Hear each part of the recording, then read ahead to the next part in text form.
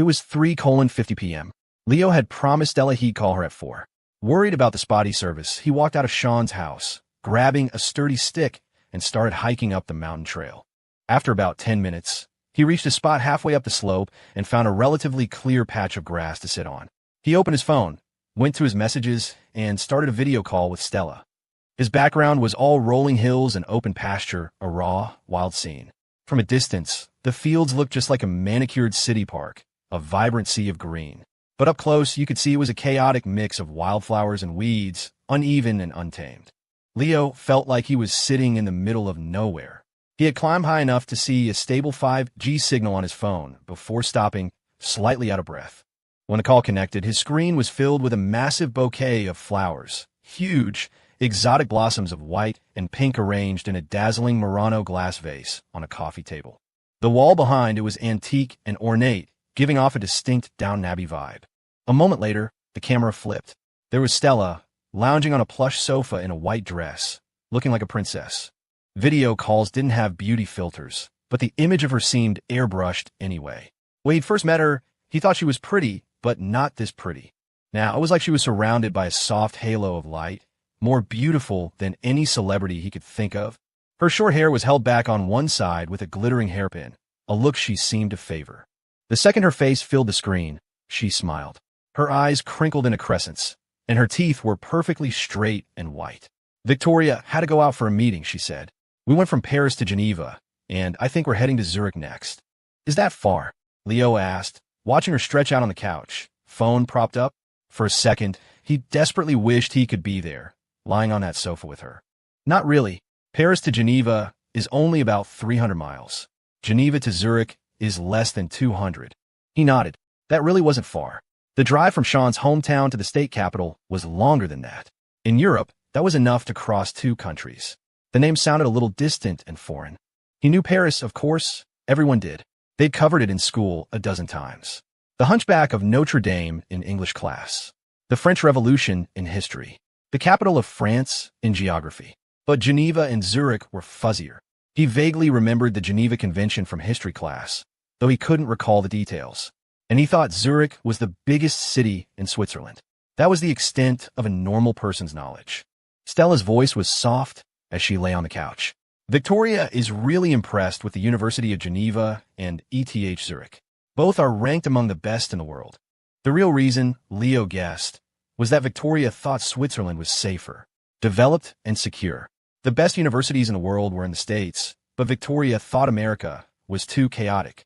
She believed her daughter's path in life required a top-tier school, a place where she would meet better people, expand her horizons, and shape her worldview. So, despite her reluctance and her intense need for control, Victoria was adamant that Stella study abroad. Stella felt it too. It was a point she couldn't argue. Even her father, Richard Vance, who usually deferred to her, agreed she should go. This trip over fall break was supposedly a vacation, but it was really about scouting schools. They had people on the ground here giving them tours, explaining the campus culture, the environment, the academic programs. The universities were beautiful. The campuses had a sense of history that settled deep in your bones, a feeling of peaceful, sun-drenched time. The students were young and full of energy, but there was a stark difference between them and the students back home. At Northwood State, most students were more reserved, less sure of themselves. Here, every student radiated an almost overwhelming confidence, chatting eagerly, their enthusiasm infectious. It was exciting, exhilarating, wonderful. But in this moment, video calling Leo, she felt even happier. Everyone else, whether they were quiet or outgoing, felt like a flat, forgettable caricature. Only he felt real, with 1,000 different facets to him. I saw the video you posted on your feed, the one of you riding a horse. You looked incredible. I think you're a better rider than I am. It was okay, Leo said. One of Sean's family friends works at a ranch, so we got to ride as much as we wanted. It was pretty fun. We should go together sometime. There's a stable near campus. It's not as big as that open prairie, but they have a few thoroughbreds with really good bloodlines. Definitely, Leo nodded. Did you miss me? He asked suddenly. Lying on the sofa in her beautiful dress, she looked like she was nestled in the center of a blooming flower. She kicked her legs in the air. A little. I missed you, he said. He thought the words would be hard to say, but looking at her on the screen, they came out easily. He missed her. He wanted to hold her, to kiss her. Even if he couldn't do either, just being near her would be enough. He missed her scent. He missed the way she was both bossy and impossibly understanding. Right then, Leo felt a pure, uncomplicated happiness. The kind of happiness that would make him walk 10 miles just for this phone call. It filled his emotional tank to the brim. So the two of them talked. One in a 5-star hotel suite, moving from the couch to the bed, then to the balcony, wandering from room to room in circles. The other on a grassy hillside, climbing higher and higher until he could see a distant herd of cattle. He kept the video on, walking toward them, and before he knew it, he was right beside the herd. When Leo pointed the camera at a cow's face, Stella yelped in surprise. "The scenery there is beautiful," she said. "It looks just as nice as anything I've seen here." "Yeah," Leo agreed. "Sarah says people call this area Little Switzerland." Usually, by late October or early November, the peaks are covered in snow. It has the same kind of pastures, just without the fancy Swiss chalets. I wonder if those houses smell. Over here, anywhere there are buildings, you get a whiff of cow. The cows weren't skittish at all. One of them actually came over and started nibbling on the hood of his jacket, startling him so much that he dropped his phone. When he picked it up, the video call had ended. He was about to call back when a message from Stella came through. "Victoria's back. Talk later." His phone was hot to the touch. They had been talking for over an hour about nothing and everything. Leo looked around and was shocked to see how far he'd wandered from Sean's village. The sun was setting, a massive, fiery orb that seemed to be level with his feet. It was huge and blood-red, its edges sharp and clear, not blinding at all. It felt both impossibly distant and right in front of him. He snapped a picture of the sunset, then a few of the cattle. Finding his stick, he started tapping it against the ground as he walked back. He'd gone so far without realizing it that he was a little disoriented. Unexpectedly, the old rancher herding the cattle recognized him. "Time to head back," the man called out.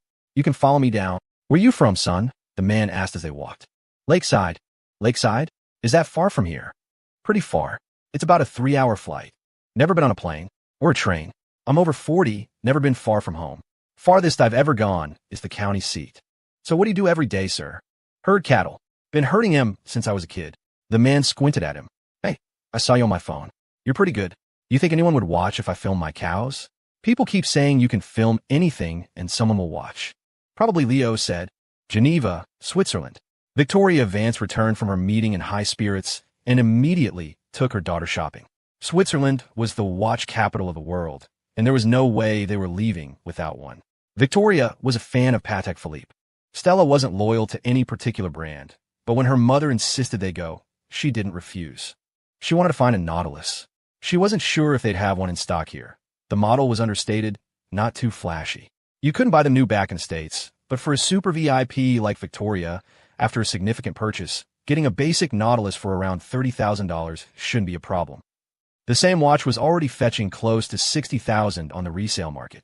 Stella thought the Nautilus suited Leo's personality perfectly. Quietly confident, never too loud. Leo's horse riding video didn't just go viral, it exploded. The fall break audience probably helped. The juxtaposition of a college kid riding like a seasoned cowboy resonated with millions. By the afternoon, it had over 1 million likes. Sean took a screenshot to preserve the moment.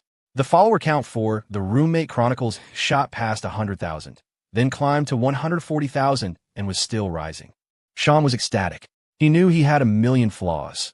He was indecisive, insecure, and anxious, afraid of failure. He wasn't lazy, but he couldn't handle real hardship. He wanted success, but wasn't willing to pay the price. He was the most ordinary of ordinary people. He'd experienced more than his share of failure. He was a senior now, 23 years old. He'd taken 2 gap years after high school, working and studying just to get into Northwood State. For someone from his family, the pressure had been immense. Each year felt like breaking him down to the studs and starting over. It was a time he hated to look back on. And it wasn't like those 2 years had gotten him into a top-tier university. He just managed to perform at his usual level on the entrance exams instead of choking. Those years might not seem like a big deal in the grand scheme of things, but they had been agonizing for him. The only good thing that came out of it was a single virtue. He knew his own limits. His ambitions were modest, and his emotions were generally stable. So even with the video blowing up and his DMs flooding with messages, he kept his cool. He stuck to the plan, post daily content. Today, he posted the video of Leo and his grandma making smoked fish jerky. This one he'd edited more carefully. Fewer flashy cuts, more long, steady shots that told a story. He did it all on his phone and hit publish. Leo had gone out for a walk to make his call. Everyone understood. He needed his private time. He was a new boyfriend, after all, and one who'd already spent the night with his girlfriend. The guy needed some space. When Sarah came out the porch to grab some of the finished jerky, she heard Jordan and Alex talking about Leo. Munching on a piece, she asked curiously, "So what's Leo's girlfriend like?" Jordan answered first, "A total powerhouse. An absolute boss." Alex added, "The clearest head of anyone I've ever met." Sean just said, "You focus on your studies. Worry about dating when you get to college."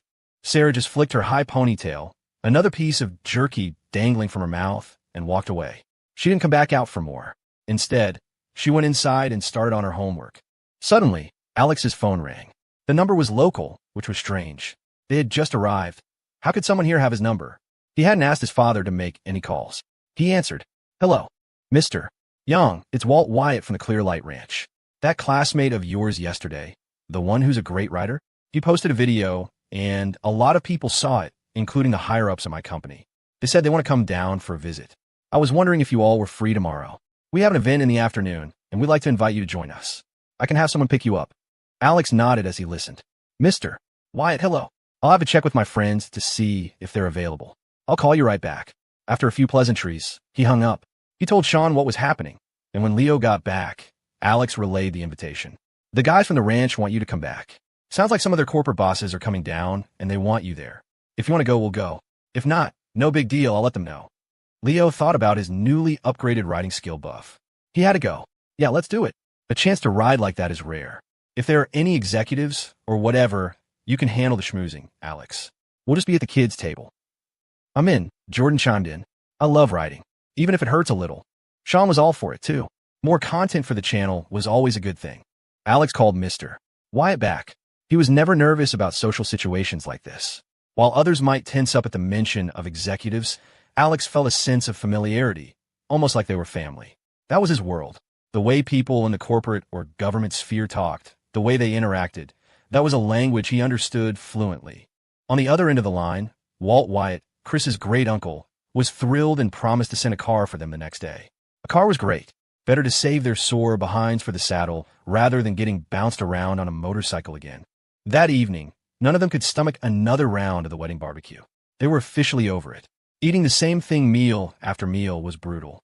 So when Sean's mom got home, she made them QOUZ, a local specialty of hand-pulled noodles in a tangy broth.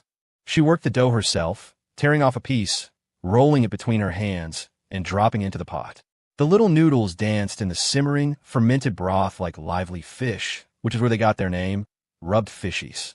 It looked simple, but kneading the dough was a meticulous process. It had to be worked until it was perfectly smooth without any yeast, which meant repeated pounding and folding for the better part of half an hour. Rolling the individual noodles was the easy part. She cooked outside in the courtyard, so everyone pitched in. Jordan loved it, gleefully pinching and rolling dough into random shapes and tossing them in the pot. Even Alex joined, creating a school of lopsided fish. Leo's were the most impressive. He managed to shape them with distinct heads and tails, sleek and slippery. Sean filmed it all.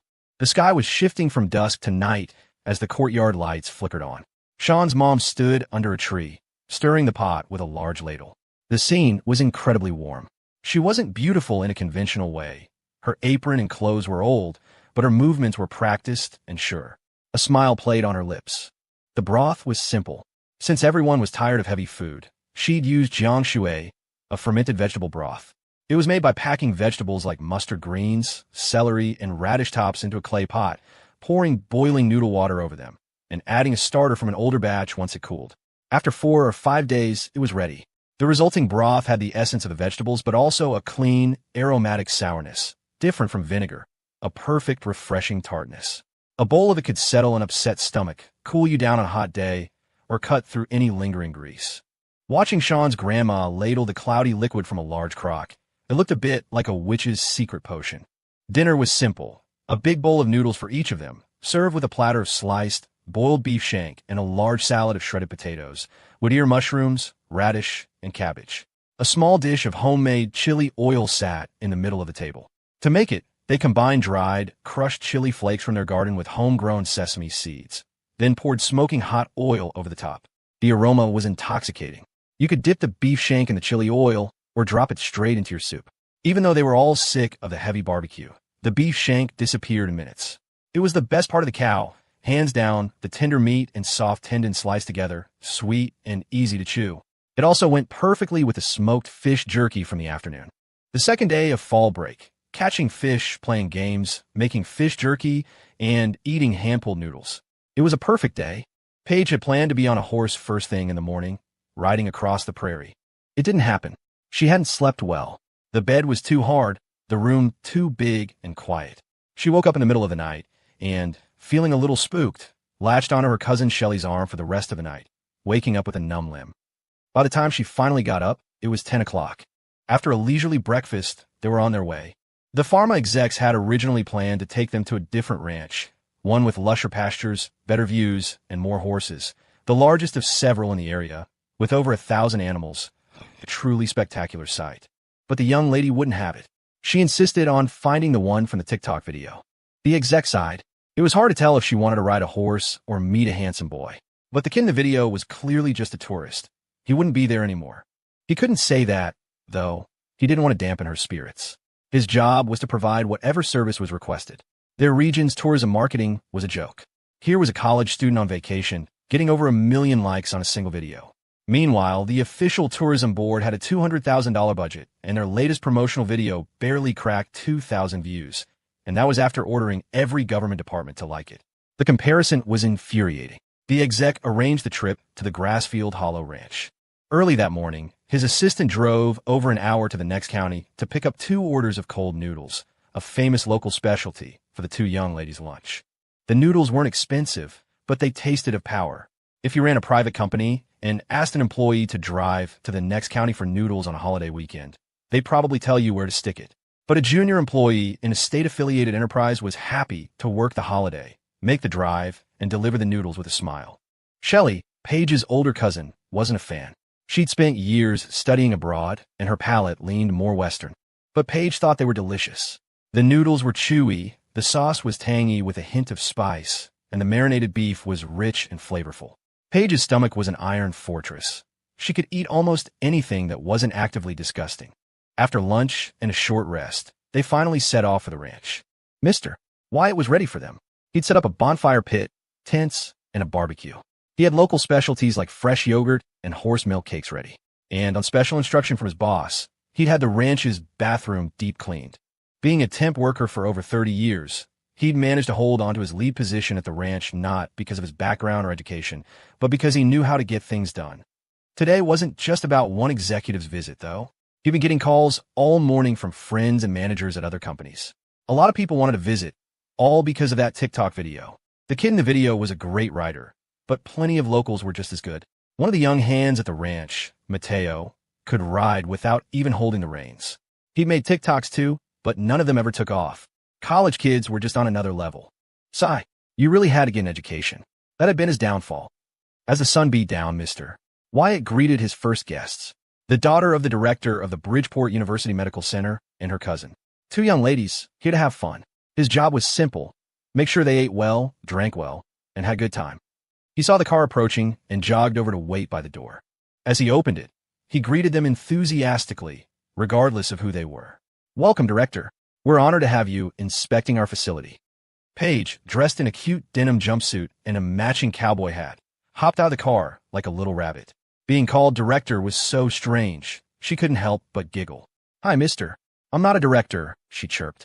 The video of Leo making smoked fish jerky with his grandma, the one Sean had just posted as a daily update to keep the content flowing, had gone even more viral than the horse riding one.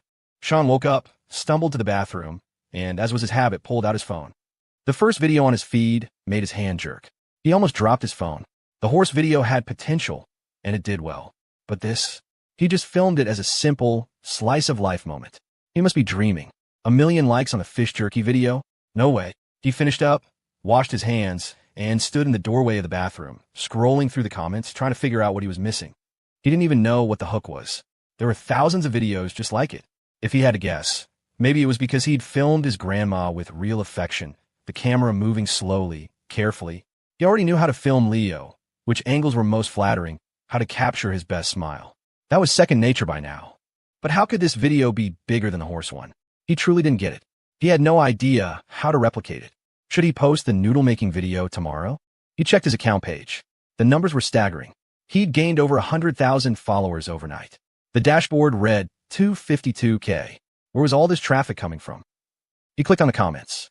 The roommate is so hot. Who else came here for more horse content and got a cooking video instead? But I'm not even mad. OMG. I just ordered 3 takeout meals and bought fish jerky online, waiting for delivery. Why is there no link? I'm begging you, link the fish jerky. I need it. I was looking for Lee's Zeke's substitute and thought this was going to be another copycat, even bringing out the grandma. But why I just burst into tears, listening to his grandma talk. I miss mine. She's been gone 7 years. She made it through the winter, but fell one spring morning and never got up.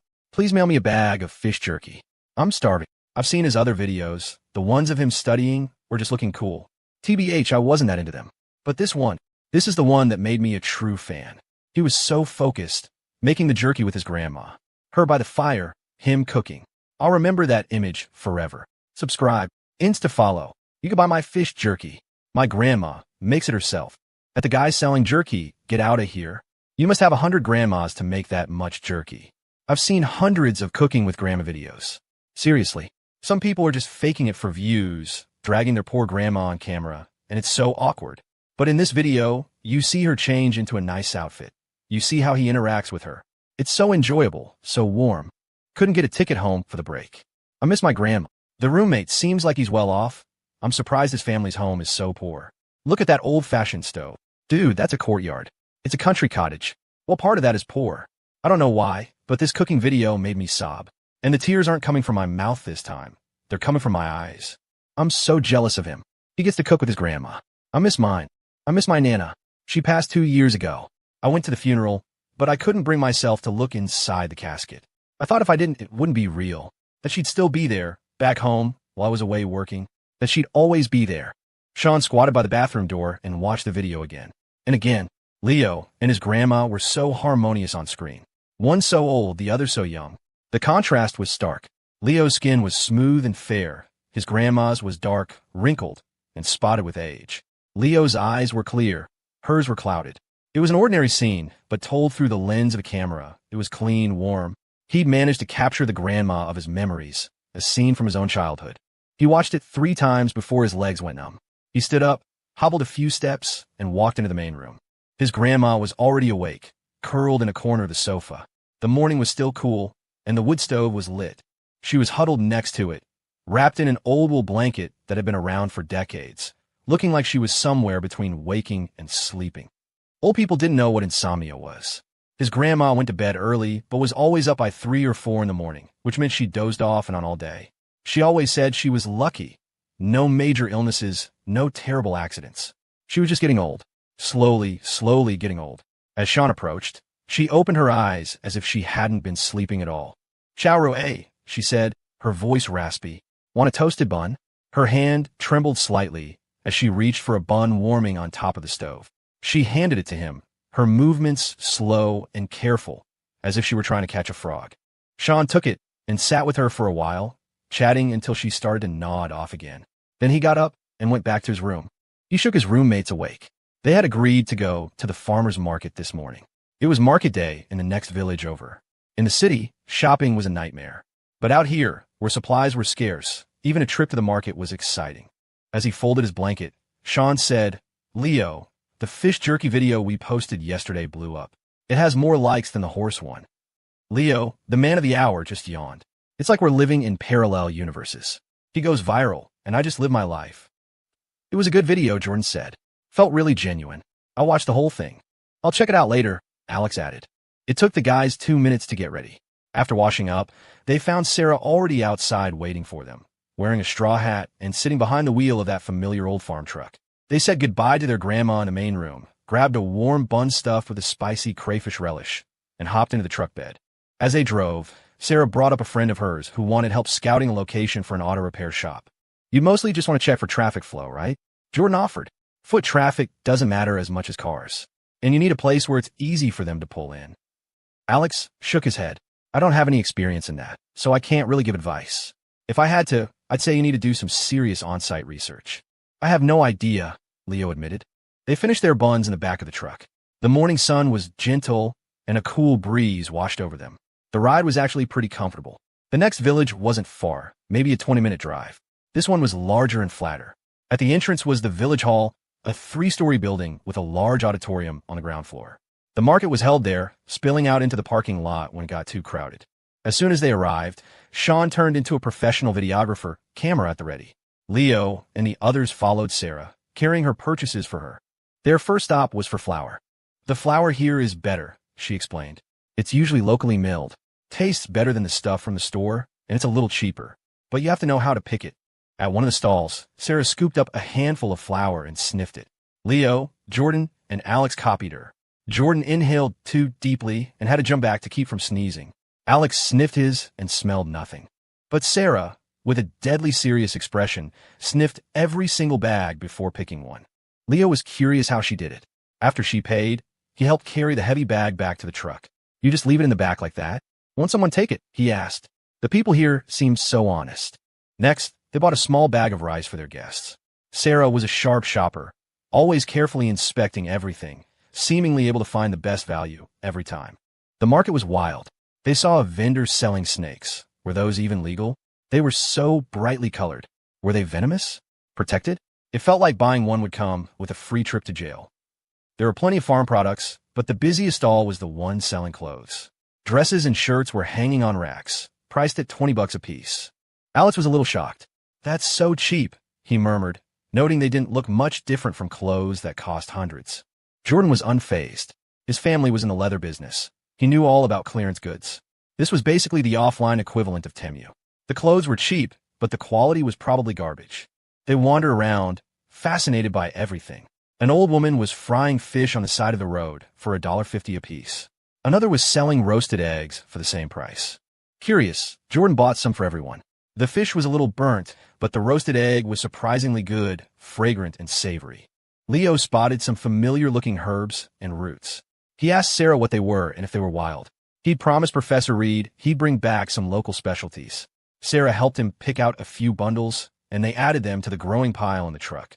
They saw someone selling a live black sheep, which immediately made them think of a ghost story. It was a strange and wonderful place. Finally, their shopping spree was over. They crammed their feet in among the bags and boxes. As the truck pulled away from the market, they all breathed a sigh of relief. It smelled funky back there. "The people around here are so trusting," Leo couldn't help but comment to Sarah. "We left all that stuff in the truck bed, and no one touched it." Sarah glanced back at him. "That's because I parked it right under the security camera on that pole, by the village hall entrance." Leo, Alex, and Jordan. Jordan, still curious, asked, "So how did you know which flour was the best just by smelling it?" "It didn't smell like anything to me. I was faking it," she said with a shrug. "I can't tell either. I just watched the vendor's expression and picked the one he seemed most confident about." Leo, Alex, and Jordan. 666. Sean, holding his phone, just laughed. He was a little proud. He'd always told them his sister was smart, but they probably thought he was just boasting. He never boasted. When he said she was smart, he meant it. The truck rumbled on, carrying them home. The grass swayed by the roadside.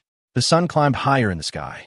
In the frame of his camera, he had his roommates, his sister, the mountains, the water, the blue sky, and white clouds. It was a perfect picture. They returned, fully loaded. Leo helped Sarah carry everything inside. He might have been outsmarted, but he wouldn't be outlifted. Jordan and Alex pitched in, too, while Sean, the designated cameraman, documented it all. Under Sarah's direction, everything was put away in its proper place. An old saying proved true. Even a humble home is filled with treasures. A truckload of goods disappeared into the house without a trace. Sean's parents had managed to get 4 days off for the holiday by swapping shifts with coworkers. They had to go back to work tomorrow. Not every job came with a 7-day break. They were inside, packing their things. After a few minutes of work, Sean's mom went to the bathroom. When she came back, she sat down heavily, her hand on her lower back. Her face was a little swollen. She rummaged around for her blood pressure medication and took 2 pills. "My pressure's acting up," she explained. Sarah knelt behind her and started rubbing her back. Sean's dad sat down, too, taking his wife's hand and pressing on the fleshy part between her thumb and index finger. "Maybe I should just go back to work by myself this time," he said. "You stay here. I'll be back for the new year. You're not feeling well. You should rest." "No, it's just high blood pressure. I'd be the same if I stayed home. Moving around helps. I can't sit still," After a short break, she was up and working again, telling Sarah to go study and Sean to entertain his friends. Seeing that she seemed okay, no one pressed the issue. From the doorway of the main room, their grandma watched with a worried expression. Her daughter-in-law seemed to be in worse shape than she was. Her son was stubborn and getting older. Her grandchildren were still young, and she was old. The best she could do was take care of herself and not be a burden. Lost in her worries, she dozed off. Sean was nervous too, but his mom just laughed it off. It's just high blood pressure. Everyone in the village gets it when they reach our age. It's nothing to worry about. You all go on, do your thing. This is an old problem of mine. People who work for a living always have aches and pains. And what's high blood pressure? I've got medicine. The state even provides it for free. She shooed them away and got back to her packing. They went back to the wedding barbecue for lunch. It was the last day, so the menu had a few new dishes. After the meal, the bride and groom would be moving to their new apartment in the county seat. Most of the time, only the elderly remained in the village. Caleb, a driving instructor, was a respectable figure here. He married a girl from a good family, bought a place in town. His life was on the up and up. Everyone wished him well. After lunch, Caleb's parents loaded up the trunk of his car with cured meats, fresh vegetables, and all sorts of other things. He and his new bride drove off. Sean filmed it all. He realized his camera skills had improved dramatically these past few days. His shots had more emotion now. Scenes that once seemed ordinary looked different through a lens. Watching the car drive away, the tall reeds brushing against its doors, was a beautiful image. He put his phone down and thought, they really need to fix this road. If the reeds get any thicker, you won't be able to see it at all. The groom's car stopped a short way down the road to let another car pass. Both vehicles had to pull over to the very edge to squeeze by each other. The approaching car was an official vehicle from Clear Light Biopharma. It was here to pick up Leo and his friends. Perfect timing. They finished lunch, packed their things, and under the watchful eyes of the villagers, got into the car and left for the ranch. A little while after they left the village, Sarah suddenly spoke up. "Brother, are the hospitals open during the break? Can we take Mom to the city for a checkup? I don't think it's just high blood pressure." I looked it up. High blood pressure doesn't cause swelling or back pain. Paige had intended to go riding first thing in the morning, but she'd overslept. A night of tossing and turning had left her sore and tired. The mattress wasn't soft enough, and her cousin Shelley had to practically cradle her for the second half of the night, leaving Paige's arm numb. By the time she woke up, it was 10. After a lazy meal, they finally got moving. The pharma executive had wanted to take them to a different, more impressive ranch, but Paige insisted on finding the one from the TikTok. The executive couldn't be sure if she was more interested in riding or meeting the handsome star of the video, but either way, he knew the chances of finding a random tourist were slim to none. Still, his job was to accommodate her. The executive arranged the trip to the Grassfield Hollow Ranch. The assistant, a young man, had to drive an hour to the next county over to pick up 2 orders of a famous cold noodle dish for the ladies' lunch, a task that spoke volumes about his position. Any other employee would have balked at a holiday overtime request for a noodle run. Shelley, her palate more accustomed to Western food from her time abroad, wasn't a fan. But Paige loved it. After a short rest, they finally set off for the ranch where Mr. Wyatt was waiting. He'd prepared a bonfire, tents, a barbecue, and local specialties. Per his boss's instructions, the ranch's bathroom had been scrubbed clean. He welcomed the car with a jog and a broad smile, opening the door for Paige. "Welcome, Director. We're honored to have you." The title made Paige giggle. "Hi, mister. I'm not a director," she said, hopping out in her denim jumpsuit and cowboy hat like an excited bunny. Paige's cheerful, goofy energy made the welcoming staff smile. With her long, chestnut curls and fair skin, she looked like a doll. She made a good first impression, though her spoiled nature could wear on people over time. Still, she was generous and had a certain naive innocence. Her cousin, Shelley Shunn, was more imposing. Having studied abroad and started her career, she was more mature. She was slated to join Clear Light Biopharma, partly because of her father's connections and partly because she was genuinely interested, not in pharmaceuticals, but in horses. She'd taken equestrian lessons while abroad and had gotten quite good. She even dreamed of opening her own equestrian club back home, a plan her father promptly shot down. Sweetheart, her father, the director of the Bridgeport University Medical Center, had told her, "I'm a hospital director, not a Rockefeller. I got this job because I'm good at treating a certain senator's kidney stones. When he retires, I'm probably out. So let's just keep our heads down, okay?" So, the club never happened. But now, a subsidiary of the pharma company she was joining had its own ranch, where she could ride for free. That's why she'd agreed to this long trip, partly to humor Paige, but mostly because she was itching to ride again. Shelley stepped out of the car and accepted the title of director gracefully. In the corporate hierarchy, she was his superior. She was a smart woman, having earned a full scholarship to study abroad on her own merit. She wasn't just coasting on her father's name, but because she was brilliant, young, and from a privileged background, she could also be arrogant. She knew Paige had a crush on the guy from the TikTok video. Her cousin's feelings were written all over her face. It was strange.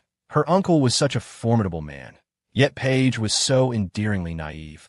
Shelley had arranged with the ranch manager to invite the young man from the video, planning it as a surprise for Paige. It seemed they had arrived first. After a short rest, they went to see the horses. They were all in top condition, their coats gleaming. The weather was perfect, a brilliant blue sky dotted with big, fluffy clouds that provided a natural canopy, shielding them from the harshest rays of the sun. Mr. Wyatt had even borrowed a few particularly beautiful horses from another ranch for the occasion. Paige, however, wanted a white horse. Influenced by the video, Shelley found herself wanting one too. Luckily, Mr. Wyatt had anticipated this and borrowed several. The ranch was remote, and a visit from corporate was a big deal. He was determined to make a good impression. He'd even had his best rider, a shy young man named Mateo, and two older hands dressed in clean clothes to assist the guests. Mateo was the one who could ride without reins. An orphan who'd never finished middle school, he'd been taken in by Mr. Wyatt and had spent his life with horses. Paige was a little scared. She hadn't really wanted to ride. She just wanted to be where Leo had been. She picked the gentlest-looking white horse, and, as she was helped into the saddle, she yelped, "Mister, don't let it run. I just want to walk. Slowly. You have to hold on. Don't let go." Mateo was assigned to accompany Shelley. She looked like she knew what she was doing. She thought she knew what she was doing. She'd trained at exclusive clubs and even competed. These horses seemed too docile. After a moment to get her bearings, she urged her horse into a run. Mateo had no choice but to follow. Mr. Wyatt watched with a knot in his stomach. The most dangerous riders weren't the beginners, but the ones who thought they were experts. The prairie wasn't a manicured track. Paige was still in the walking in circles phase, shrieking every time the horse picked up its pace. Just then, Leo and his friend arrived. Mr. Wyatt went to greet them. Alex stepped out first, shaking his hand and calling him Uncle Walt, as Chris and Sean did. It was a warmer, more familiar greeting. "Uncle Walt, the place looks great," Alex said, complimenting the new tents. As they were choosing their horses, Leo was hit with a system notification. Notice, gold tier, single woman detected within 1,000 meters. Net worth, $1. 3 million.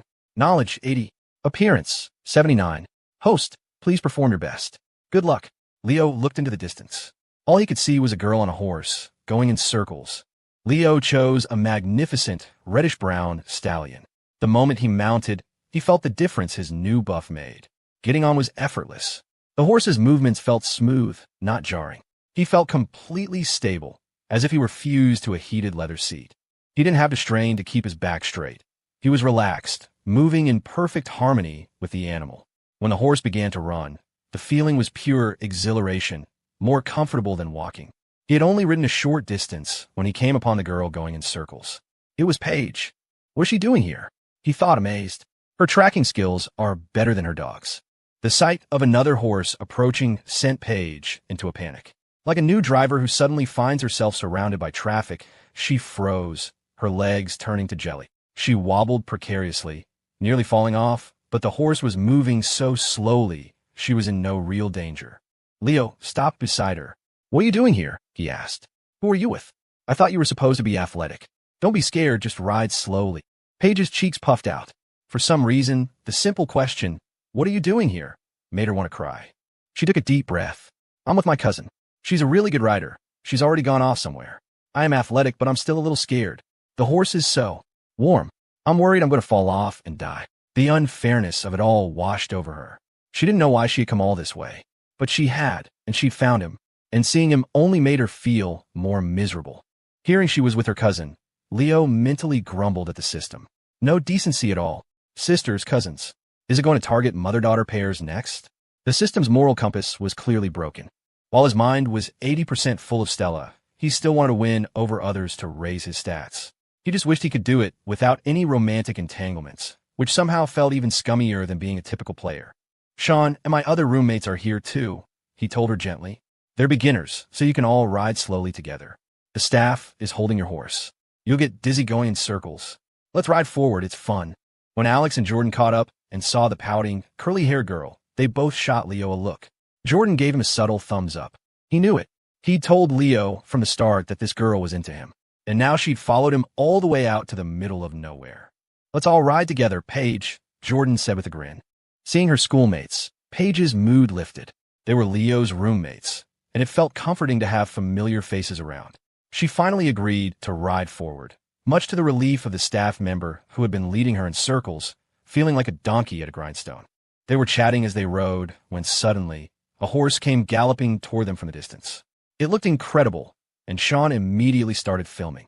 But as it got closer, something looked wrong. The horse wasn't running. It was bucking violently, like it was having a seizure. The rider, Shelley, was terrified. The horse had suddenly started bucking, and the harder she pulled on the reins, the more violently it thrashed, all while running at a terrifying speed. In a moment of clarity, she managed to steer it back toward the main area, where there were more people to help. But she was losing her grip, about to be thrown at any second. Mister. Wyatt saw it, and his blood ran cold. This was one of the horses he'd borrowed. It had to be one of the ones that had been used for serum production too often. Sometimes they just went mad. He was finished. Mateo was chasing after her, but he couldn't close the distance. Leo took a deep breath. His intermediate horsemanship, level 3, was easily the best on the field. He urged his stallion forward, a blur of reddish-brown. He told himself to stay calm, but his palms were sweating. He rode up alongside the bucking horse, extending a hand. Shelley, he yelled, having heard her name from Paige earlier. Let go of the reins. Grab my hand. I can pull you over. His voice was loud, steady, and full of authority. Shelley was in a state of shock. Hearing her name, she instinctively obeyed. Her mind was a blank slate of terror. She let go of the reins and reached for his hand. With a surge of strength from his buffs, Leo pulled her from her horse onto his own, just as the mad horse bolted, disappearing into the prairie. Shelley clung to him, her body trembling uncontrollably as he slowly brought his horse to a stop. Leo gently circled his horse, giving Shelley a moment to recover before bringing it to a complete halt. When they stopped, a frantic Mr. Wyatt rushed over, his face pale with genuine fear. The roommates dismounted and hurried toward them. Paige was white as a sheet. Leo dismounted first, then helped Shelley down. Her legs gave out, and she stumbled against him, her hands gripping his arm tightly. He could feel her trembling. Sarah handed her a bottle of water. Shelley took it, mouthed thank you, and took a few small sips. Her color slowly started to return. I'm sorry, she said to everyone. I'm okay. I'm sorry for worrying you all. Paige, finally snapping out of her shock, rushed forward to hug her, but Shelley flinched back, pressing against Leo. Don't hug me, she said, half panicked. Have you ever read Where the Dream Flowers Fall? The main character survives a car crash, but then the girl comes and hugs him and cries so hard she shakes him to death. Paige, who had been on the verge of tears, burst out laughing. What kind of book is that, Shelley? Shelley managed a small smile. It's fine, really. Let me just catch my breath. And thank you, she said, finally letting go of Leo's arm and looking at him sincerely. Thank you for saving me. Don't mention it, Leo said. It was probably a problem with the horse. You were amazing, holding on for that long. He meant it. He wouldn't have been able to do that with only a basic skill level. They all moved to a large tent and sat down. Alex asked Mr. Wyatt who Shelley was and got the rundown. A manager at Clearlight Biopharma, the only daughter of the director of the Bridgeport University Medical Center. It clicked. Paige was here for Leo, and they were here to entertain Paige's cousin. Alex suddenly felt like a set decoration. Mr. Wyatt was busy trying to salvage the situation. While they couldn't ride, there was still the barbecue, the scenery, even karaoke. Shelley sat for a while, feeling her insides settle back into place. The delayed fear was hitting her now. Shelley, should we go to hospital? Paige asked, her eyes still wide. Shelley looked at her hands. The palms were raw and bloody from gripping the reins. The assistant brought over a first aid kit. The local county hospital was probably useless, and driving all the way back to Bridgeport would be an ordeal. As a doctor's daughter, she had some basic medical knowledge. Her pulse felt steady, and she didn't think anything was broken. Leo, who was sitting next to her, noticed her hands. I can help, he said, pulling out his well-worn excuse. I've had basic first aid training. My grandma was a head nurse. He gently took her hand and began to clean the wounds with antiseptic. His movements were clinical and efficient, his focus entirely on the injury, not on her. Shelley watched him, this boy with short, wind-tousled hair, a handsome face, and a kind voice. She felt her heart beat a little faster. So this is what it felt like, she thought, to want to devote yourself to someone out of gratitude. But he was the boy her cousin liked. That was a line she wouldn't cross. That should do it, Leo said, finishing the bandaging. Thank you, she said again, her voice clear and serious now. You really saved my life. I work at Clear Light Biopharma, and my father is the director of the Bridgeport University Medical Center. I want to thank you properly. Is there anything I can do for you? Leo thought for a moment. Her offer felt transactional, like she was trying to settle a debt and move on. He remembered what Sarah had said in the car about her mother's health. Actually, he said, there's something? My friend's mother has been having some health issues. High blood pressure, swelling, and back pain. We were hoping to get her a checkup in the city during the break, but we're worried about the holiday. If you could help us get an appointment with a good doctor, that would be more than enough. The wind whipped against the canvas tent, making it flap and rustle. Over the sound, Leo's words hung in the air, making Shelley stare at him, momentarily stunned. As a director's daughter, she was used to people asking for help with medical appointments. It was a common, almost casual request. But this boy had just saved her life, and this was all he asked for. Not for himself, but for a friend. Of course, she said slowly. From the symptoms you described, it sounds like it could be a kidney issue. My father specializes in nephrology. We can all head back to the city tomorrow morning. He'll be back then. She turned to Sean. I saw you filming earlier. Could you send me the video of what happened? Sean, who had been overwhelmed with emotion since hearing Leo's request, nodded numbly. He had been deflecting Megan's attempts to poison him against Leo for weeks. Her claims that Leo was taking advantage of him. Megan didn't understand that their friendship was built on more than just profit percentages. It was built on trust, on support, on moments just like this. Leo never made a big deal of his help. He just did it, and Sean was endlessly grateful. When Leo asked for a favor not for himself, but for Sean's mother, his eyes welled up. This was a kindness he couldn't refuse. Yes, I'll send it to you right now, he managed to say. In a quiet corner, Sarah sat with her backpack by her feet. She had already looked up Shelley's father, Director Sean, a renowned nephrologist who treated high-level officials. She had hoped they might be able to ask for a recommendation, but she never imagined this. Leo had performed a heroic rescue, and when offered a reward, he had used it for them, for her family. She'd been watching the drama unfold with a curious, analytical eye, noting the way Paige, and now even Shelley seemed drawn to Leo. It was fascinating, like a puzzle. But when Leo made his request, her composure broke. She bowed her head, suddenly understanding why her brother admired Leo so much. It wasn't something you could explain with words. Her brother had said Leo was a good person, and he was right. She had mentioned her mother's health just once in passing in the car. She had been steeling herself for the worst, planning how she would manage her studies if her mother was seriously ill, ready to bear the weight herself. But then someone had come along and, without any fanfare or dramatic speeches, simply lifted that weight away. He had saved one life and was now using the reward to try and save another. Sarah lowered her head as tears welled in her eyes. Leo took a cup of water from Sarah and drank deeply, trying to calm his own nerves. Suddenly, the mechanical voice of the system chimed in his head. The wind howled. Leo's mind reeled. Congratulations, host, on successfully winning over gold-tier single woman, Shelley Shun. A significant achievement. Goodness has reached 75. You have inspired love at first sight, gratitude, and a touch of infatuation. Please continue your efforts and climb to new heights. Congratulations, host, on successfully winning over silver-tier single woman, Sarah Riley. A significant achievement. Goodness has reached 80. Attribute point +1. You have planted a seed in her heart that will one day grow. Please continue your efforts and climb to new heights. Congratulations, host, on successfully winning over bronze-tier single man with unlimited potential, Sean Riley. An outstanding achievement. Goodness has reached 90. System upgrade initiated. You have reached the level of a non-blood brother. Should the host unfortunately perish, this individual will voluntarily take on the responsibility of caring for your entire family. Good brothers. What's his is yours, spouse excluded. Please continue your efforts and climb to new heights. System upgrading. Shelley, the gold-tier professional, had given him a starting goodness of 75. That was huge.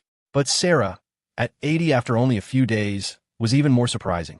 She was smart, but maybe a little too quick to trust. And Sean was still number one on his goodness leaderboard. Who would have thought? The tense atmosphere in the tent dissipated. Introductions were made. Alex and Jordan, realizing they were now side characters, wisely made themselves busy with the barbecue grill, dragging a still-dazed Paige with them. Alex, with his natural leadership aura, soon had the young assistant helping them out. Sean sent the video to Shelley, along with his mother's name.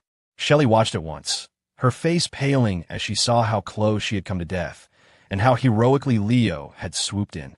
The memory, which her brain had mercifully blurred, came rushing back in terrifying clarity. Her hands started to shake. She immediately forwarded the video to her father. A moment later, her phone rang. It was a video call. "Shelley, are you okay?" Director Shin asked, his face etched with worry. "Are you hurt anywhere?" "I'm fine, Dad. Not a scratch.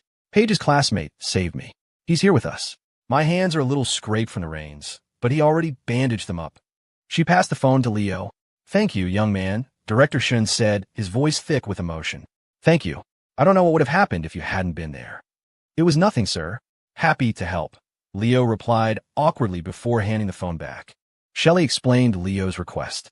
On the other end of the line, Director Shun smacked his forehead. His daughter, brilliant as she was, had spent too much time abroad and forgotten the subtleties of their culture. You don't ask someone what they want as a reward. You just give it. She was still so naive. It was a good thing she had him looking out for her. "All right," he said. "I'll be back at the hospital tomorrow morning. I'll make all the arrangements. You bring them over, and we'll get you a full checkup, too, just in case." After hanging up, Director Shun immediately called his vice director, Dr. Hollister. "Hollister, I'll be in tomorrow morning. I need you to make some arrangements." "Of course, Director. You can count on me." After the call, Dr. Hollister was puzzled. Who was this person their director was rolling out the red carpet for? This was a hospital that treated governors and senators. The level of preparation felt excessive. Had this person saved the director's life? The guest must be more important than any VIP they'd ever hosted. The wind whipped Paige's hair into a frenzy. With a sigh, she pulled it back, retying it into a ponytail and swapping her wide-brimmed cowboy hat for a baseball cap. The cowboy hat, lacking a chin strap, was a guaranteed casualty in this breeze. The cap, however, had a convenient hole in the back for her long ponytail to thread through, keeping both her hair and her hat in place. With her round face, big eyes, and the cute tilt of the cap, Paige still had a touch of baby fat that made her seem younger than she was. She sat on a small camping stool, her attention completely fixed on Jordan, who was grilling chicken wings and lamb skewers. She was a social butterfly, energetic and warm, able to make friends with anyone and completely unafraid of strangers. It was as if she'd never seen the darker side of society, assuming everyone was a potential friend. In that way, she and Jordan were quite similar. But Jordan, being a guy, had been raised with a bit less coddling and a few more scoldings, which had knocked some of the entitlement out of him. Still, their personalities and family backgrounds were nearly identical. Over by the stables, the ranch hands had finally wrangled the spooked horse.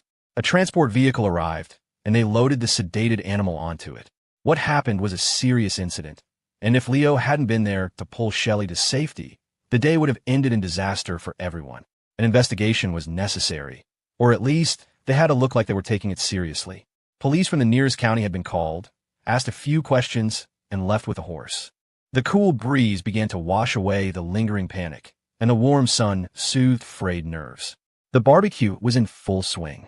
Walt Wyatt bustled around, preparing everything, making sure he looked busy. He had Mateo and Shelley's assistant helping, but he kept his distance from the main group. He knew young people needed their space. An old-timer like him hanging around would just make things awkward. His goal was to be seen putting in the effort to make a good impression on the important guests, not to actually socialize with them. Sure, staying and chatting might have made a stronger impression, but he knew his limits. He was an old codger. If he were 30 years younger, well, it wouldn't have made a difference. He was even uglier back then. He'd only grown into his face in middle age. Chris, his great-nephew, was the spitting image of his younger self, all skinny and wiry. That's probably why Walt had such a soft spot for the kid, flashy biker aesthetic and all. It was like looking at a ghost of himself. The kid snacked on a spread of fruit, grapes, cantaloupe, watermelon, peaches, and a bowl of fresh green walnuts. The ranch owner had cracked the tough green husks for them. You couldn't do it yourself without staining your hands with a blackish juice that was nearly impossible to wash off. Inside was the familiar shelled walnut. Using a metal cracker, they'd break the shell, pry out the meat, and then undertake the most delicate step, peeling off the thin, grayish skin that clung to the nut. That skin was bitter, but underneath the white meat was tender, moist, and sweet. It was a seasonal treat, available for only a month or so each year. Like cracking sunflower seeds, it was a great way to pass the time, and there was a deep satisfaction in successfully preparing a piece for yourself. Somehow, it never tasted as good when someone else did it for you. After resting for a while, Shelley Shun was back to being herself. The confident, European-educated daughter of a hospital director, a woman who owned 5 rental properties and worked as an R&D manager at a pharmaceutical company. Her Mercedes E-Class was just for getting around. Her actual income came from rent and her father's allowance. Her salary barely covered her car payments and dining habits. She was an excellent conversationalist, worldly and knowledgeable. As she talked with the group, she realized her cousin's university might not be so bad after all. These students seemed pretty sharp, a far cry from Paige's blissful ignorance. Having already entered the workforce, Shelley was curious about their career plans. She knew how competitive things were abroad and had heard that major U.S. cities were just as cutthroat. A friend had tried to convince her to move to New York, and while the idea was tempting, New York didn't have her incredibly influential father. It turned out that all 3 of them were information systems majors, yet their career paths were all converging on TikTok, where they were already finding some success. Only one of them, Alex, was on a government track. The moment she heard it, something clicked. There was a familiar quality about him, a certain air she recognized from the children of politicians she knew. It wasn't about extravagance. Their clothes were simple, but an underlying poise. It was the kind of presence that made you feel like if he pinned a small flag to his lapel, you wouldn't be surprised to learn he had a full federal benefits package and top-tier health insurance. He was a company man, or rather, a countryman, or at least his family was. She was also surprised to learn that Sean was the one behind the TikTok account she followed. She'd stumbled upon the Roommate Chronicles while trying to get a sense of what American college students were up to. The content was genuinely good, consistently updated with beautifully shot daily moments and the occasional viral hit. She found herself checking it almost every day. And Jordan, a beauty influencer? That was even more fascinating. She and Jordan ended up talking for a long time. Leo felt he'd done his part. He'd saved the girl. There was no need to keep hogging the spotlight. He set a daily task for himself, leveling up his cooking skills, and headed for the grill. The system was still upgrading, and he had no idea what changes to expect. As Leo got to work, Sean naturally followed, camera in hand. Shelley was deep in conversation with Alex and Jordan. Alex was just as talkative, and Jordan, whose brother had also studied abroad, was full of questions. Paige, however, hadn't moved from her spot by the barbecue pit. She was diligently eating everything that came off the grill, whether it was fully cooked or not. Leo watched her, genuinely concerned for her stomach. "You can't eat that. It's not done." "It's okay. I brought medicine," she declared brightly. "I used to hate Tums. I try to swallow the big tablets whole, and they get stuck in my throat. But now I chew them, and they're actually pretty tasty. A few of these, and I can eat anything." Leo just stared. Paige was wearing a denim jumpsuit over a small tank top, the zipper pulled down just enough to offer a hint of a generous curve. An image flashed in his mind of her napping on the couch, face down, squashing. Everything. Did that much fat require more caloric support? Was that why she could eat so much and stay so slim? The strange thought spiraled out, uncontrolled. It was odd. His intelligence had only ticked up by a single point, yet he felt a distinct sense of intellectual superiority around Paige, the kind of smart person feels around someone. Less so. He also found her cluelessness endearing, harmless. He felt no need to be on guard around her. Was this the world's way of giving the simple-minded a fighting chance? He wondered if this was how truly intelligent people saw him back when his intelligence was a measly 6, just barely passing. Or was his current score of 7 still too low, giving him a skewed perspective? Back when his intelligence was probably on par with Paige's, he'd found her behavior incredibly annoying. Did equals repel each other? Now, with a 1-point advantage, she just seemed a lot like Moose. Like when Moose, in all his goofy glory, would come barreling toward you. He wasn't trying to bite or attack. He was just trying to give you a loving hug like the neighbor's corgi. The problem was the corgi weighed 20 pounds. Moose was over 80. You couldn't just absorb that kind of hug. Leo finished another batch of lamb skewers and handed them to the eagerly waiting Paige. She took them and immediately started distributing them to the group, making sure to give one to her new favorite person, Sarah. "Thank you, pretty lady," Sarah said, accepting the skewer. Paige's smile was instantaneous. her eyes crinkling into happy crescents. She practically bounced back over to Leo's side, handing a skewer to him and one to Sean before keeping the last 3 for herself. Munching contentedly, she asked, "Sean, your sister is so sweet. What grade is she in?" "Middle school." Sean looked from Paige to his sister. Compared to Paige's well-fed glow, Sarah looked a bit undernourished, thinner, and more tanned. They were only about a year apart in age, but Sarah still looked like a child. "She's a senior in high school." "Whoa, a senior. And she gets to come out and have fun? I'm so jealous. When I was a senior, I was locked in my house, studying all day." "And when you were locked in your house, did you spend all day secretly reading novels and eating snacks?" Leo asked dryly. Paige's eyes went wide. "How did you know?" "That's why you ended up at Northwood State," Leo thought, fighting the sudden, overwhelming urge to flick off her cap and ruffle her hair, just like he did with Moose. He noticed for the first time that her hair was a wavy chestnut brown. It looked incredibly soft. When Leo Foster did something, he did it right. Before the system, without any positive reinforcement, he was prone to laziness. But once he committed to a task, he was reliable. It was probably something he'd inherited from his parents.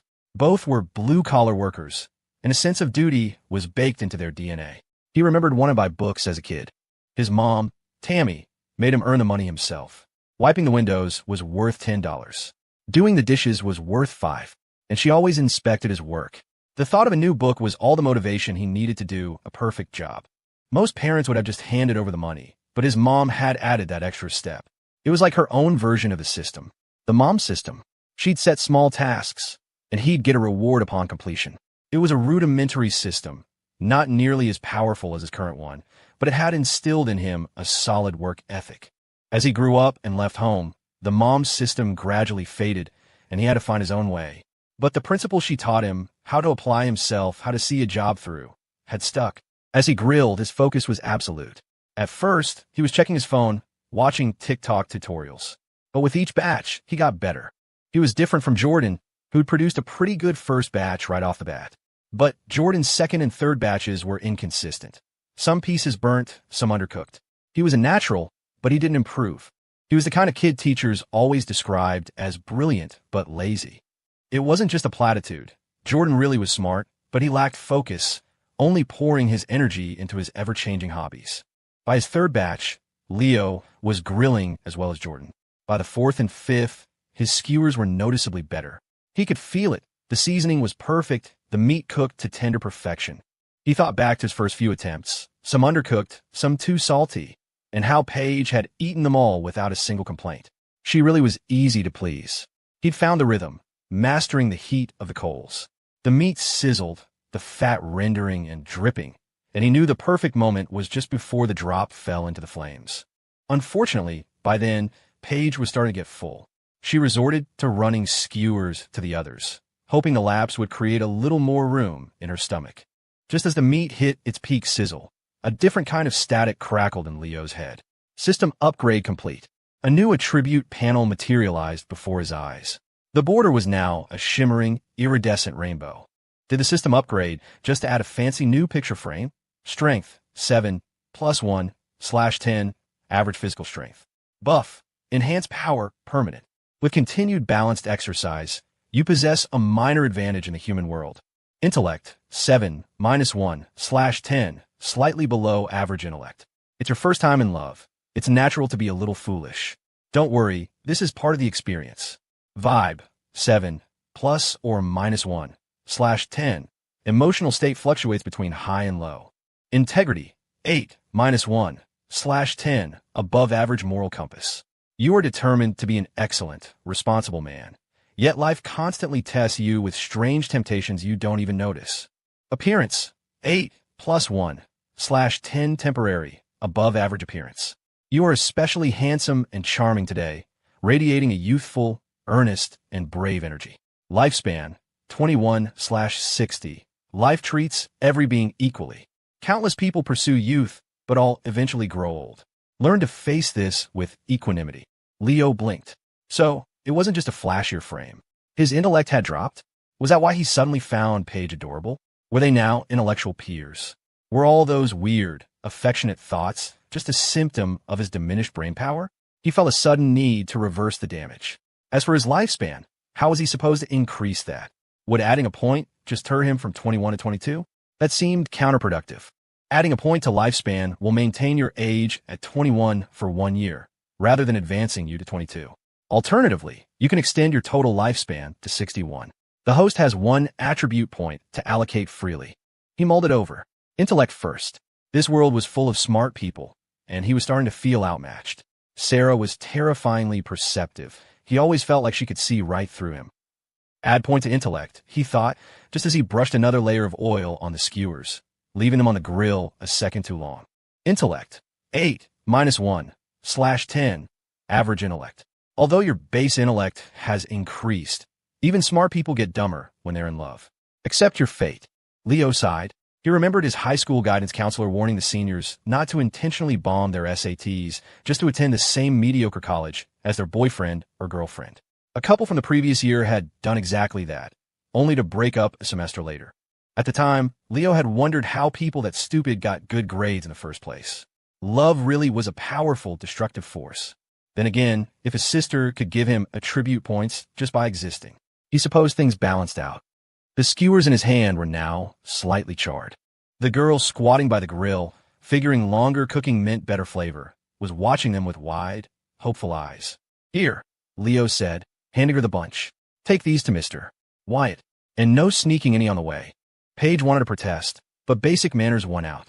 She dutifully delivered the skewers to Walt Wyatt, who accepted them with an exaggerated display of humble gratitude that was clearly meant to tease her. Leo grilled some vegetables and tofu, enough for everyone, and then finally sat down to eat. Out on the plains, watching the red sun sink below the horizon like a soft-boiled egg yolk, eating barbecue with friends, it was perfect. With his newly boosted intellect, Leo sat listening to Shelley and Alex debate the pros and cons of American versus European political systems. They were really getting into it. Must be nice, he thought, to have your life so sorted out that you have the time to worry about the state of the world. After an afternoon of eating and drinking, the sun finally dipped below the horizon. As darkness crept over the plains, a hush fell over the group. The vast, empty darkness was suddenly isolating. Just then, Walt Wyatt had someone light a massive bonfire. With a crackle and a roar, the flames shot into the sky, chasing away the loneliness. Walt rolled out a speaker and a microphone. Who's up for a song? He boomed. Fire. Humans would always need light, whether it came from the sun or a fire they built themselves. Everyone gathered around the blaze, and Walt, a natural hype man, got them all up and dancing. He even kicked things off with a song himself. For a man of average looks, he had a surprisingly rich and melodic voice, his song painting a vivid picture of the sprawling plains. When he finished, Jordan grabbed the mic.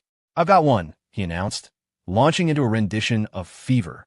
He sang in a pinched falsetto, wiggling his large frame in a way that was so ridiculous, so perfectly executed, that everyone doubled over with laughter. He handed the mic to Leo. I had to go before him, Jordan said, panting dramatically. I'm the opening act. Once he sings, I guarantee none of you will want to follow. Leo laughed and tried to pass the mic to Alex.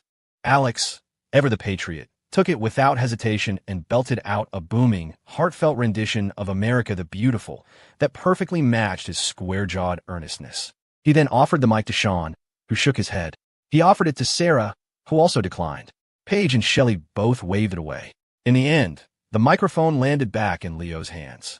The bonfire crackled, its light pushing back the darkness and its warmth chasing away the chill of the evening. It warmed the body and the soul. Looking into the flames, Leo reflected on the past few weeks. He'd come into his senior year feeling adrift, lost.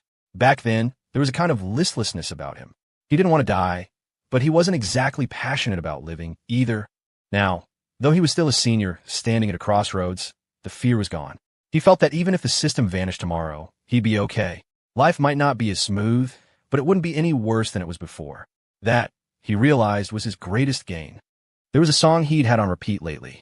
It was a bit obscure, but the lyrics had stuck with him. Sitting here by the fire, surrounded by a few good friends, the atmosphere felt just right. He was wearing a thin, deep blue zip-up track jacket with a matching vest and pants.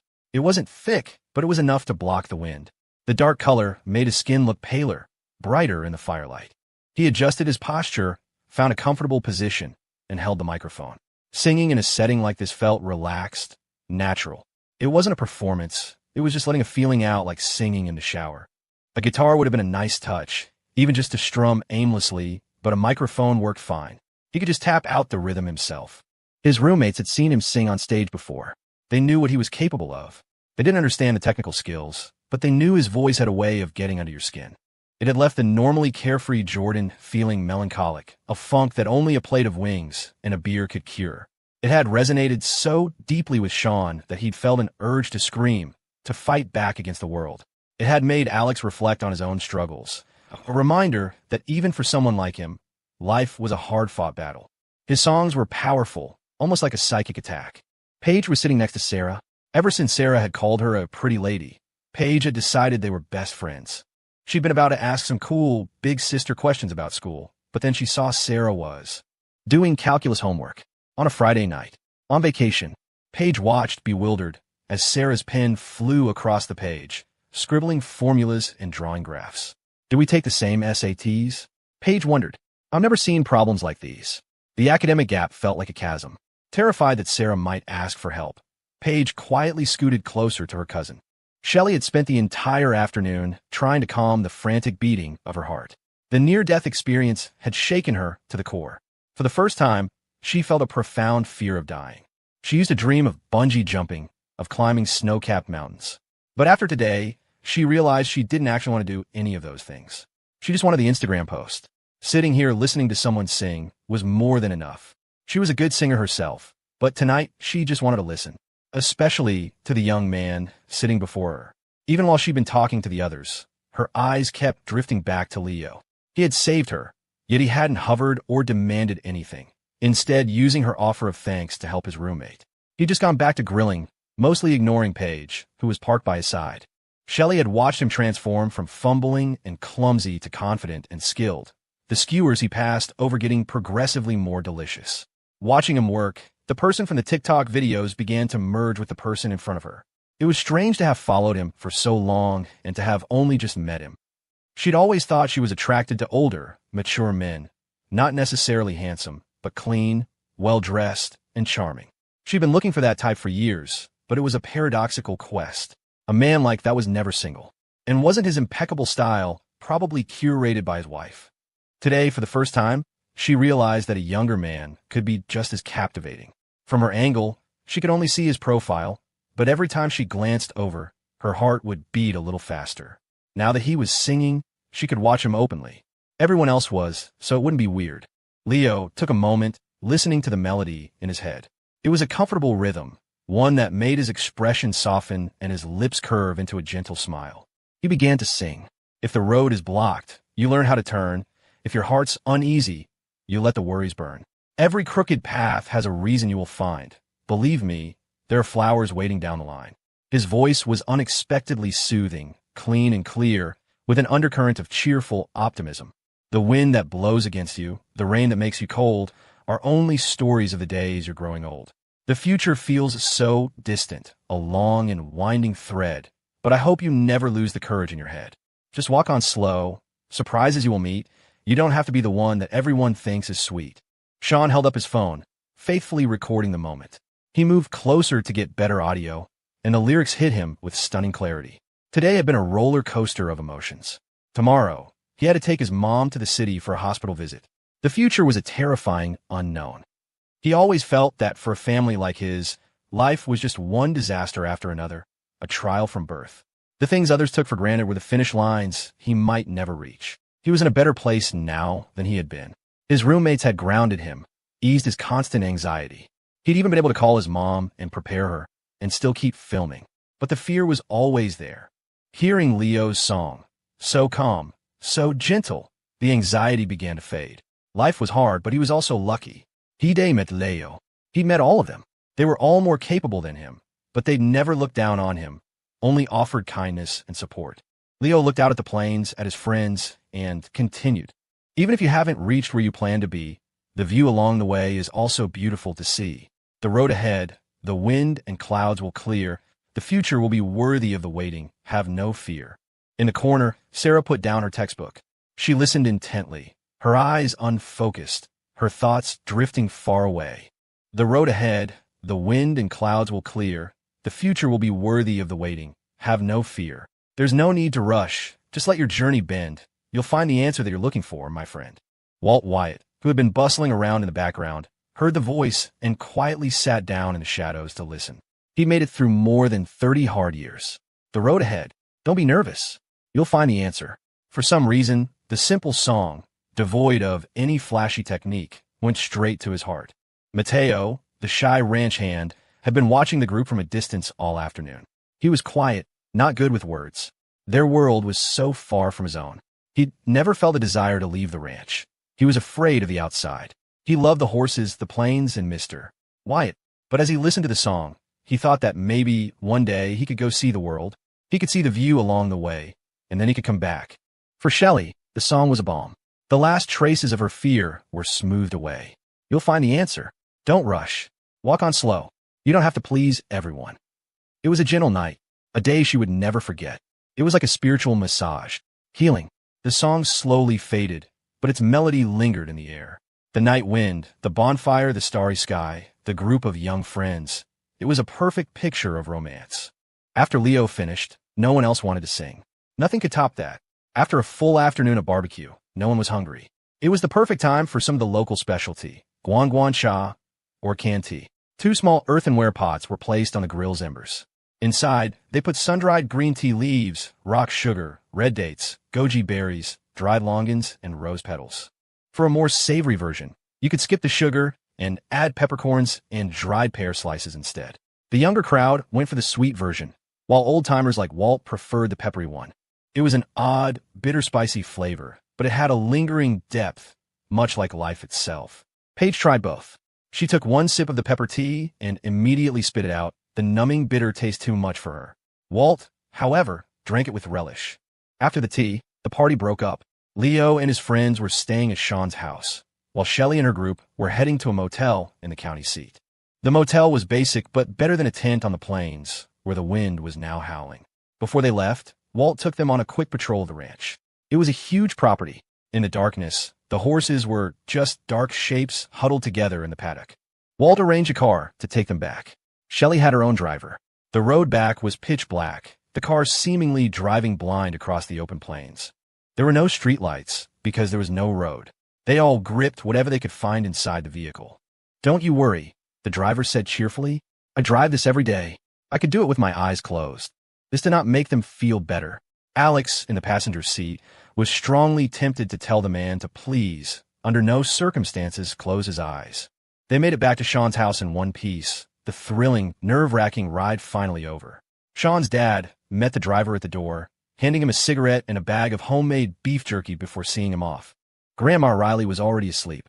The yard was lit up, just as it had been the first night they arrived. The town mayor and a few other elders were there, too. They'd heard Sean was taking his mom to the state capitol for a checkup and had come to see what was going on. They'd noticed Mrs. Riley's face looked swollen, but had just assumed she'd gained weight working in the city. Now, hearing it was an illness, it made a grim kind of sense. Normal weight gain came with a healthy flush. Her face was puffy and had a pale, bluish tint. The air in the yard was thick with the smell of pipe tobacco. The men puffed anxiously on their pipes. A trip to the Capitol for medical care meant it was serious. When the boys walked in, the mayor stood up. He pulled out a wad of cash and pressed $500 into Mr. Riley's hand. Another man gave him $1,000. Others followed, offering $200, $100, even $50. It's not easy putting 2 kids through college, the mayor said gruffly. Take this. This was the heart of their community. The money wasn't a lot. One man's $100 bill was crumpled and soft for being folded and refolded in his pocket. No one here had it easy. With tears in their eyes, Sean's parents accepted the money and saw their neighbors out. Leo, Alex, and Jordan watched in stunned silence. They'd all grown up in cities, where you might get a birthday card from a relative, but you'd never see the whole neighborhood show up with cash because someone was sick. Maybe this was why Sean always seemed to carry the weight of the world on his shoulders. He wasn't just trying to make his parents proud. He was trying to repay an entire community. In the city, you could live next to someone for years and never know their name. Here, neighbors would come over late at night with pocket money, just because they heard you were traveling. They had all known hardship, so they knew how tough it was to be away from home, especially in a hospital. Sean, Sarah, one of them said on their way out, you study hard now. It was a heavy hope they were placing on the children. Curing an illness was out of their hands, but education, That was a chance they could control. After everyone left, Mr. and Mrs. Riley talked for a long time, preparing for good news and for bad. Eventually, they fell into an uneasy sleep. Sarah packed a small bag with her textbooks and a change of clothes. Leo and the others packed, too. The plan was now to go with them to the state capital and fly home from there. "Hey man, it's going to be okay," Alex said, seeing Sean staring silently into the darkness. "We talked to Shelley for a while this afternoon. Her dad is the guy for kidney disease. His name is on like every major textbook on the subject. For him, your mom's case is right in his wheelhouse. It'll be a piece of cake. We'll get her checked out, and then you can give us a tour of the capital. Win-win." "Yeah, I know," Sean said, his voice thick. "It's just, I'm still worried. Having you guys here helps a lot. If it was just me, I'd be freaking out. I'm glad you're all here." He was grateful. What felt like an insurmountable crisis to him, his friends handled with ease. Jordan had money, so he never had to worry. Leo had connections. And Alex. Alex was just impressive. He was articulate, logical, and calm under pressure. He had a way of speaking that made any problem seem manageable, simple. It was a night of restless dreams. When Leo woke, he saw Grandma, Riley, sitting on her cushion by the main door, just as she did every morning, a warm and reassuring presence. The family ate breakfast, trying to keep the mood light. But Mrs. Riley's face was pale, and she barely touched her food. She was stoic, having endured the pain for a long time, thinking it was just an old ache. But now, the pain would hit even when she was resting, leaving her in a cold sweat. She was starting to think something was seriously wrong. They were halfway through the meal when they heard the sound of approaching vehicles. Neighbors started gathering outside to see what the commotion was. Shelley had sent 2 cars to pick them up, a Buick sedan and an ambulance. Shelley's father, Director Shun, had been told the patient's vitals were stable, but given the long journey, he had insisted on sending an ambulance as a precaution. When a man in his position gives an order, people execute it flawlessly. His vice directors were all ambitious. At their level, advancing through medical skill alone required rare genius. But excelling in other areas? That was achievable. Being thorough, thinking one step ahead, that was how you got noticed. So, an ambulance from Bridgeport University Medical Center drove all the way out to Grassfield Hollow. To say it caused a stir would be an understatement. The villagers were frugal. Calling an ambulance was an unimaginable expense. Overnight, the local gossip mill had churned out a news story. The mutual support was one side of their community. The other was that no secret was safe, and rumors tended to get distorted. What started as her son's friend did a favor for the hospital director's daughter quickly became Big Eagle's son is marrying the director's daughter, and she's paying the dowry with medical care. Everyone knew the general story. Sean's friend had saved the director's daughter, and as a thank you, he'd asked for Mrs. Riley to be examined. "That kid, Sean, he's got good luck," they murmured. Found himself a guardian angel. The arrival of the ambulance confirmed it. Mrs. Riley was still on her feet, but she was getting the VIP treatment. Those who had given money the night before now came out to watch the spectacle. Mr. Riley tried to load Leo and his friends down with local specialties, medicinal herbs, beef jerky, buckwheat flour, peppercorns, but they agreed it was better to ship them later. Sean's uncle offered to have Grandma Riley stay with him, but she refused, insisting on holding down the fort until they returned. The mayor and other villagers said their goodbyes, making Alex promise to visit again. The mayor even added him on Facebook. Then, a whole group of them turned to thank Leo, making him blush. The system pinged with several new notifications of affection points from single men, all in the 7ES. Apparently, there were a lot of bachelors in Sean's town. Amid heartfelt farewells, Leo, Alex, and Jordan got into the Buick. Sean, his parents, and Sarah boarded the ambulance. As they pulled away, Leo saw Sean leaning out the window, waving. Curious, Leo looked back too. The villagers stood in 2 lines by the gate of Sean's house. In the doorway, sitting on her cushion, Grandma Riley was waving back, a small, steadfast figure shrinking in the distance. The car was much faster than the farm truck Sarah had driven. That journey had felt like it took an eternity. This felt like a blink. On the way, Sean pointed out a few spots where his friend Dylan wanted to open a garage. He wanted to partner with Chris. Dylan was the better mechanic, but Chris was reliable and his best friend. When they reached the county seat, they were surprised to see Dylan and Chris waiting outside the motel. They were leaning against a wall, looking disreputable in their oil-stained work uniforms, their hair a little too long. As the car approached, they straightened up and slunk over. Spotting Sean through the window, Chris knocked excitedly. "Sean! Hey, Sean! Sean had messaged them yesterday to say his plans had changed and he was heading straight to the capital, canceling their dinner plans. "What are you guys doing here?" Sean asked, rolling down the window. "Dylan said you'd probably pass by, so we've been waiting," Chris said. He pressed $200 into Sean's hand. Dylan handed him $500. "Hey man, it's not much, but take it," Dylan said. "If you need more, you let us know. We'll figure something out." They gave a quick nod to Leo and the others, then hurried off, disappearing as quickly as they'd arrived. Paige and Shelley had already eaten breakfast. Donuts and coffee the assistant had tracked down from the town's only diner after Paige had declared she couldn't possibly eat another noodle. For Sean and his family, the drive was a tense, uncertain ordeal. For Paige, it was a thrill. She couldn't believe she'd run into Leo on the plains, that he'd saved her cousin, and that they were now all traveling together. Maybe they'd even be on the same flight back to school. She knew nothing could happen. He'd rejected her, but she could pretend this was a post-breakup consolation trip. Maybe if she watched him long enough, she'd see him pick his nose and the crush would finally die. Shelley had called her father again last night and gotten an earful about her lack of social grace. The video of the incident had terrified him. He told her that when Leo and his friends arrived in the capital, he would arrange everything: hotels, meals, the works. Shelley's mother had a weak heart, so they decided not to tell her about the accident just yet. Shelley had nightmares. She woke up at 4 a.m., heart pounding, drenched in a cold sweat. In the dream, she'd fallen from the horse and was a quadriplegic. Her parents were fighting, her aunt and uncle were fighting, her mom had a heart attack, Sarah had left the country. The whole family had shattered. The dream felt so real that she was still trembling when she woke up. Seeing Paige, seeing Leo, brought her back to reality. She walked right up to him, and only then did the shaking in her hand stop. She knew it was a stress reaction, but the dream had shown her the horrifying alternative. She wasn't brave enough to live that life. Seeing Leo again, she was overwhelmed with a profound sense of relief. She felt like she'd grown up overnight. She needed to be better, to stop worrying her parents. They were getting older so quickly, so frighteningly fast. With the ambulance clearing the way, the journey to the state capital took less than 5 hours. Once they hit the city limits, skyscrapers replaced open fields. The sheer scale of the city seemed to overwhelm Sarah. For the first time, the young prodigy looked small and lost. The ambulance headed for the medical center downtown. Mrs. Riley's condition had worsened. Her skin now had a distinct purplish hue. The people from her village were tough. A story went around about an old man who'd walked around with a ruptured intestine for over a month, only going to the hospital after he collapsed from the pain. Mrs. Riley was cut from the same cloth. She'd been popping blood pressure pills and painkillers for weeks, just pushing through. She gripped Sarah's hand. Her daughter was so thin.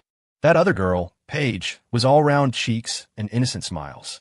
She wished she could have given her own daughter a life that easy. "It's okay, Sarah," she whispered. "It's just a small thing. You don't worry about me. You just focus on your studies. That's all that matters." Sarah nodded, her jaw tight. She was terrified. She bit her lip and turned away, afraid her mother would see the tears welling in her eyes. The ambulance finally arrived at the medical center. Mr. Riley was trembling, unsure what to do next. Through the windshield, he could see a crowd of people in white coats waiting by the entrance, as if for a visiting dignitary. Just as the ambulance door slid open, a throng of medical staff surrounded them. A kind-faced, middle-aged doctor leaned in. "Mrs. Riley, don't you worry about a thing. You're in good hands. Welcome to our hospital.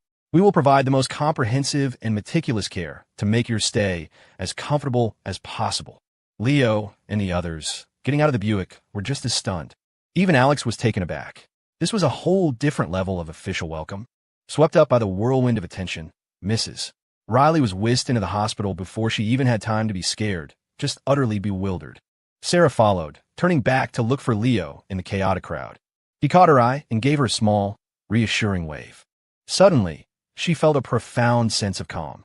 She knew that for the rest of her life, she would remember this moment, the chaos of the hospital entrance, and Leo's smiling, steady wave. Shelley was quiet for most of the ride back. It seemed she hadn't slept well and was trying to catch up in the car. She had impeccable taste, her clothes stylish yet understated, her straight hair falling perfectly over her shoulders. Jordan, a fellow connoisseur of aesthetics, found a kindred spirit in her, and they chatted animatedly about obscure European brands. Alex, meanwhile, was all business, scribbling in a notebook. He wasn't interested in sophisticated older women like Shelley. He preferred freshmen. He found Paige's type more appealing, but her eyes were so clearly full of Leo that he left her alone. As for Leo, he did not pick his nose, nor did he scratch his feet. Paige watched him like a hawk the entire trip, leaving him no opportunity to shatter her illusion. Despite her 75 affection score for Leo, Shelley barely spoke to him, keeping a polite, almost parental distance.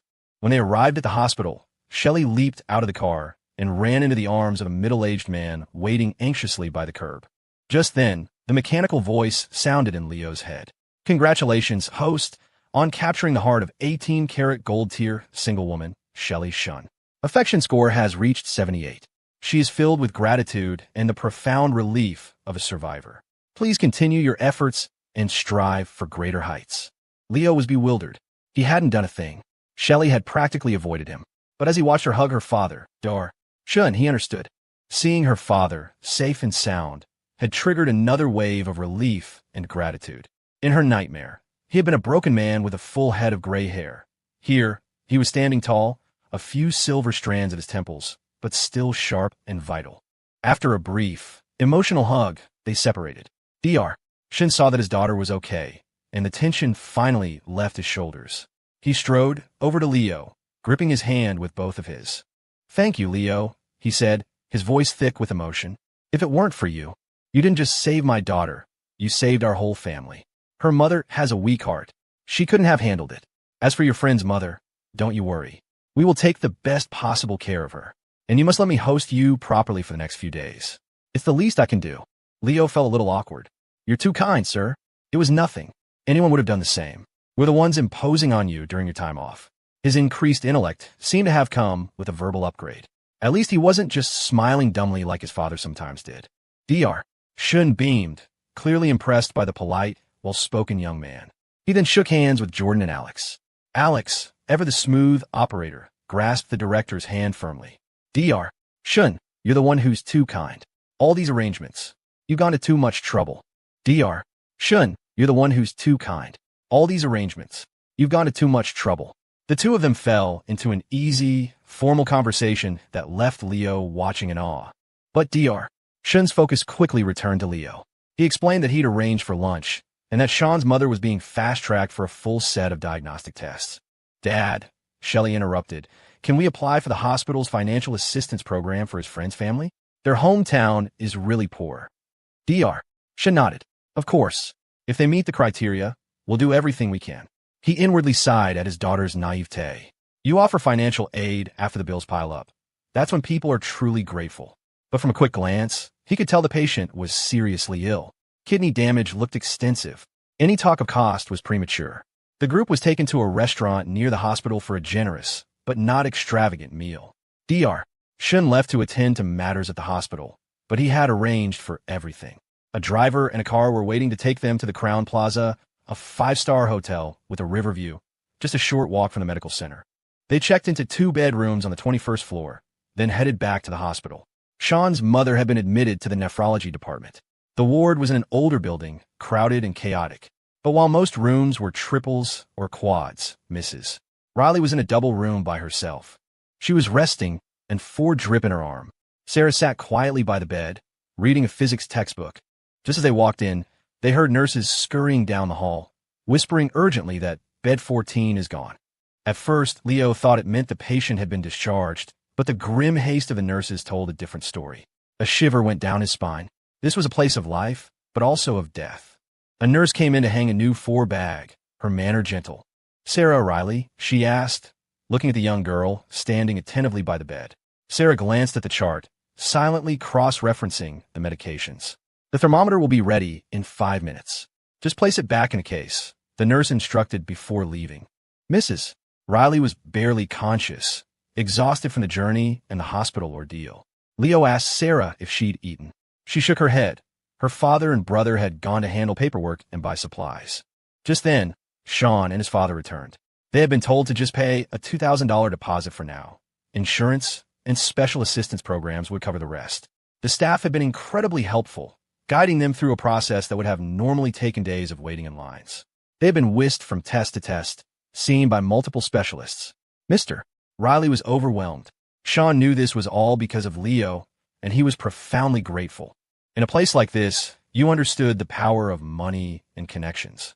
The tests they'd completed in a few hours would have taken the better part of a week for a regular patient.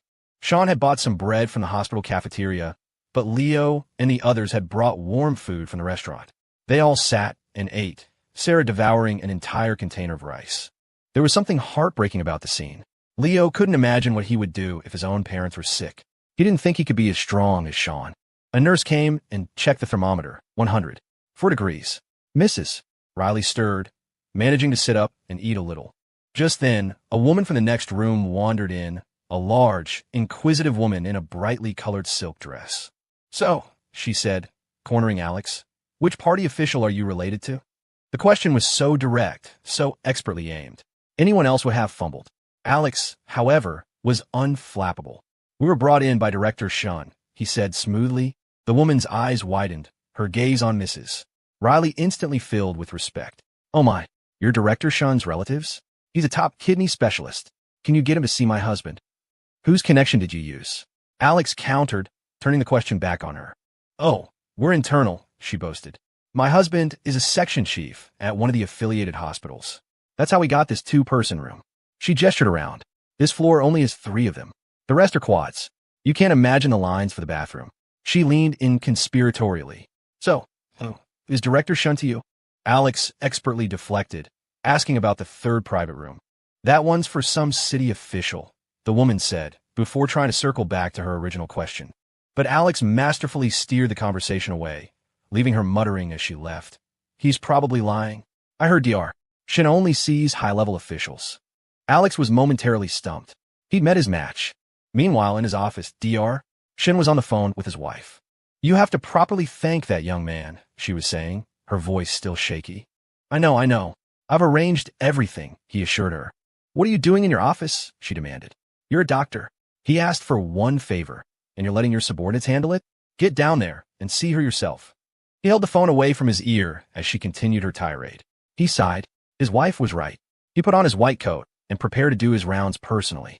When the director moves, a whole entourage follows. A procession of department heads, attending physicians, residents, and nurses formed behind him, a sea of white coats sweeping through the ward. The nosy woman returned, this time with a thermos. After a brief greeting to Mrs. Riley, she bypassed Alex and turned her formidable attention to Leo. "My, what a handsome young man. Are you there? I'm here helping my aunt and uncle." Leo cut in quickly. The woman's gaze shifted to Jordan, who intercepted before she could speak. "Wow, ma'am, that is a fabulous dress. The cut is amazing. Where did you get it?" The woman beamed, a dozen new wrinkles appearing around her eyes. With Jordan on the case, she was completely neutralized. Just as she was extolling the self-cleaning properties of high-quality silk, a nurse rushed over. "The director is making his rounds personally. Please, no loud talking. Return to your rooms." The woman was unfazed. "Is it really Director Shun? Not one of the vice directors?" "Yes, ma'am," the nurse said through gritted teeth. "Please go back to your room." Hearing it was the man himself, the woman finally retreated, but only to her doorway, craning her neck to see. The hallway was cleared. Nurses tidied the rooms, stashing away stray shoes and books. A moment later, the sea of white coats appeared, with Dr. Shun at its head. The procession swept past the woman's room and went straight into the one next door. Dr.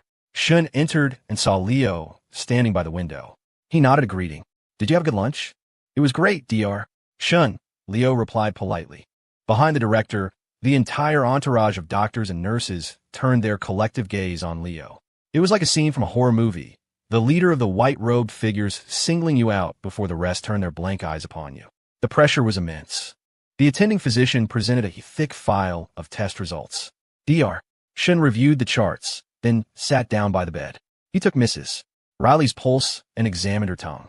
"Ma'am," he said, his voice calm and reassuring, "this isn't a huge problem. You have some inflammation in your kidneys, made worse by exhaustion. We'll get it under control with some medication, and then we can start you on some herbal treatments to help you heal. But you cannot do any more heavy labor. This is a very common condition. The most important thing is to stay positive. A good attitude is half the battle." His words had a powerful effect. Mrs. Riley nodded, a wave of relief washing over her. The director gave a few instructions to his team, then told Leo he'd see him for dinner. Leo agreed. In this situation, Showing a close relationship with the director could only help Sean's family. Sean and Sarah were then asked to accompany the doctors to a conference room. Leo decided to go with them. There, the attending physician, a Dr. Williams, gave them the unvarnished truth. The situation is not optimistic, he began, his tone grave. Your mother's condition is quite advanced. It's lucky she came in when she did. Any later, and we will be talking about an immediate transplant. As it is, there is fluid buildup and significant damage to her liver, likely from self-medicating with painkillers. He paused, letting the words sink in. Even if we stabilize her now, she will likely need dialysis for the rest of her life, probably 3 times a week to start, and eventually, dialysis becomes less effective. A transplant may still be the only long-term solution. The hope Dr. Shun had given them evaporated. Sean sat in stunned silence. Sarah, her face trembling, asked in a small but steady voice, Dr. Williams, where can we get dialysis done? How many times a week and what is the cost? Dr. Williams looked at the young girl, impressed by her clarity. Tears were streaming down her face, but her questions were practical, focused.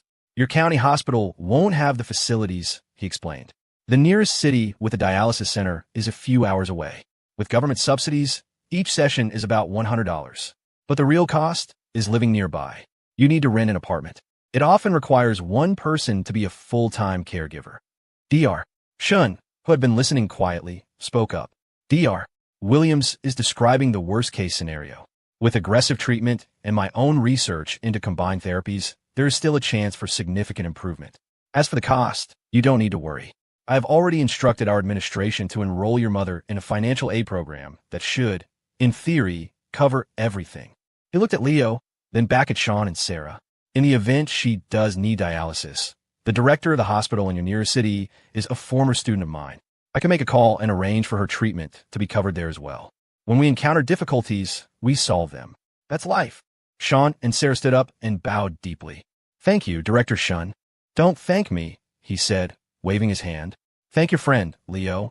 This was his request, and I must say, I am moved by it. To see such loyalty and support between friends. It is a rare and beautiful thing. It took Sean and Sarah a long time to compose themselves before returning to the room. When they did, Mrs. Riley was resting. Seeing so many people hovering was not conducive to healing, so Leo, Alex, and Jordan decided to leave. Mr. and Mrs. Riley both insisted that Sean and Sarah go back to the hotel to rest. Go on, Mrs. Riley said, her voice weak but firm. You kids go explore the city. You haven't been here since you were a baby, Sarah. Reluctantly, they left. The moment they were gone, the nosy woman from next door popped back in, eager for gossip. After a relentless interrogation that left the quiet couple completely bewildered, she departed with what she believed was the inside scoop. It's not them, she announced to her husband, the section chief. It's their son's roommate. The director's daughter has her eye on him, and the director is trying to win him over for her. Back at the hotel, Sean stared at the ceiling, tears finally streaming down his face. He cried for a while, then sat down at the small desk and began editing a video.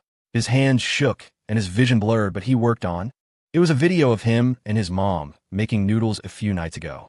He hadn't noticed it then, but now he could clearly see the puffiness in her face, the subtle signs of her illness. He couldn't stop updating his TikTok now.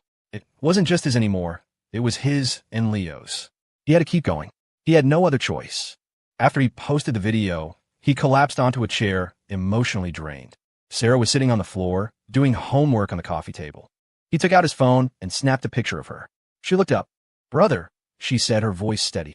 Once Mom is discharged, I'm going back to school, and you should go back to Northwood. I've researched her condition. It's not an immediate death sentence. With treatment, she can live for more than a decade. In 10 years, who knows what medical advances there will be. Just then, there was a knock on the door. It was Jordan. Come on, we'll go to the museum. Sarah's never been. Who knows, maybe something in there will be on the SATs. Sean was about to refuse, but the last part changed his mind. They met Shelley and Paige at the museum entrance. No need to wait in line, Shelley said brightly. I called a friend. A moment later, a professional-looking woman emerged to greet them. Curator Lou, thank you so much for coming yourself, Shelley said. It's no trouble, Shelley, the woman replied warmly. I've arranged for our best docent to give you a tour. He's the one who guided Governor Williams last month. They were led through a private entrance, bypassing the long, snaking line of people waiting outside. Their guide was a tall, handsome man in a crisp white shirt with a small American flag pinned to his lapel. His voice was as smooth as his appearance, and he spoke about the exhibits with an easy, captivating authority.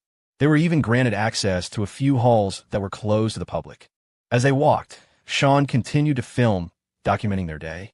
Leo, having set his system task to learn history, was completely absorbed, asking thoughtful questions. Sarah listened intently, seeing the textbook pages of her history class come alive. Jordan was fascinated by the ancient clothing and cosmetics. Paige was bored, but tried to look interested. Shelley, who had given this tour to countless friends before, found herself listening with fresh ears. The docent's voice was pleasant, but Leo's was something else, clearer, warmer, more engaging. No wonder Paige was so smitten with him. Who wouldn't be? After 2 hours, the tour concluded. Curator Lou presented them all with gifts from the museum shop: stuffed animals, tote bags, and keychains. Sarah chose a tote bag. Leo picked a keychain of a small horse with a flower on its head. As they stepped back out into the afternoon sun, the system's voice chimed in his head. Host has diligently studied history and culture, enriching his inner substance and broadening his horizons. Reward: buff, enhance charisma, 1 day. This buff will elevate the host's overall presence, causing others to view you with greater respect and admiration. The river flowed on, one wave pushing the next. The state capitol was crowded for the fall break, especially the museum. Knowing Sarah had almost never been to the Capitol, the boys had insisted on the museum trip as a way to clear her head. After a good cry, both she and Sean had rallied. She was back to her books, and he was back to his editing. Life had to go on. The brothers in grief had a heart-to-heart in their hotel room. They had grown up in such different worlds. Sean's family struggled, while Jordan's had only ever known success. It was the first time Jordan had been confronted with this kind of hardship. He didn't know what to say. Alex, ever the pragmatist, was already thinking ahead. The biggest issue now is long-term care. They'll need to rent a place near the dialysis center. That's a major expense, plus living costs. Mr. Riley will have a hard time supporting them all on his own. Sean's TikTok is growing, but it's not stable income yet. If he pushes for monetization too fast, he could kill the channel. I've got a few $1,000s I can lend him, Jordan offered. You can't, Alex said gently. It's a nice thought, but it's a temporary fix for a permanent problem. They wouldn't accept it anyway. What Leo did, getting the medical bills covered, that's the best kind of help. The rest is up to them. They sat in silence for a moment, the problem too big for a group of college students to solve. The museum trip was a welcome distraction. Sarah was a sponge, soaking in every detail.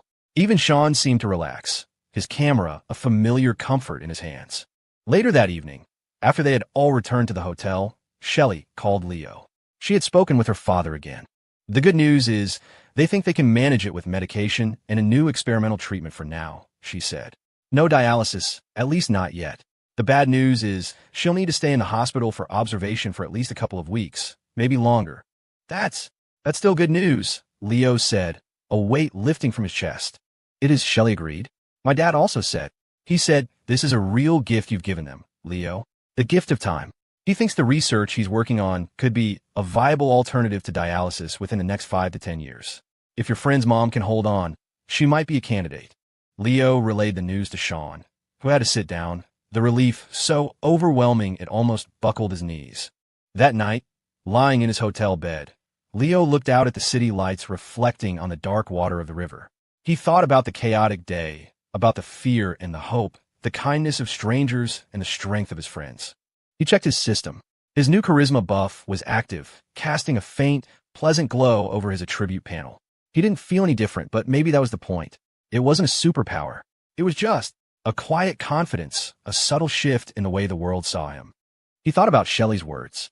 The gift of time. That was what this was all about, wasn't it? The system, the buffs, the strange missions. They weren't just about getting rich or becoming a trophy husband. They were about buying time. Time for his friends, time for his family, time for himself. The river flowed on, relentless and indifferent. But for the first time, Leo felt like he wasn't just being carried along by the current. He was learning how to swim. The comments on the new TikTok video flooded in. Why is my algorithm showing me this? Rescuing someone on horseback? Is this for a TV show? This is insane. Insanely fake. Yeah, that horse has to be a prop. Great special effects, though. I don't buy it. Same. +1. This guy has time to save other people, but not me? SMH. I thought something was up with that last riding video, and this proves it. It's got to be a promo for some movie. I'm not falling for it again. At first, the comments were a tidal wave of cynicism, all dismissing it as a stage stunt. That is, until a verified account belonging to a one Christian left a comment. His title read, Olympic equestrian coach. This young man's riding is exceptional, he wrote. That move to save the girl showed at least an intermediate level of skill. We're looking for instructors, by the way. I sent you a DM. You haven't read it. It looked like an ad, and people in the replies started mocking him for it. Then, someone pointed out who Christian was. He had over 8 million followers. He'd competed in the Olympics and was now a 5-star certified coach with the National Equestrian Federation. He was the real deal. A quick scroll through his feed showed nothing but professional competitions. Suddenly, the tone of the comments flipped. The feed was now a cascade of praise. People were saying the girl who was saved must have saved the solar system in a past life. If it was real, it was incredibly dangerous. She'd truly been rescued from a terrible fate. Given how wild that horse was, getting thrown would have meant a one-way ticket to a high-level spinal injury. The video's popularity exploded again. Then came the second video. There was no follow-up on the rescue. It was just another slice-of-life clip. People were just now realizing this was a personal account. The new video showed them making hand-pulled noodles. The lighting was a little dim, but it had a slow, unhurried comfort to it. The middle-aged woman on screen was gentle. She wasn't glamorous. Her clothes and hairstyle were plain, rustic at best, but she was neat. There was a quiet, peaceful quality to the scene, something you couldn't quite put your finger on, especially when you heard the cameraman's voice from off-screen, calling out, Mom. A natural, unforced smile bloomed on the woman's face. For some reason, it felt like the person behind the camera had a special talent. He'd managed to capture such a simple scene, his roommate and his mom, and infuse it with so much warmth and emotion. Yet, despite the laughter and smiles, there was an undercurrent of sadness that lingered after the video ended. The comments were strangely uniform, all echoing that feeling of peaceful melancholy. Tucked among them, however, were a few others. Her complexion seems a little off. Might be a good idea to take her for a checkup. Several comments said the same thing. One was a long, heartfelt post.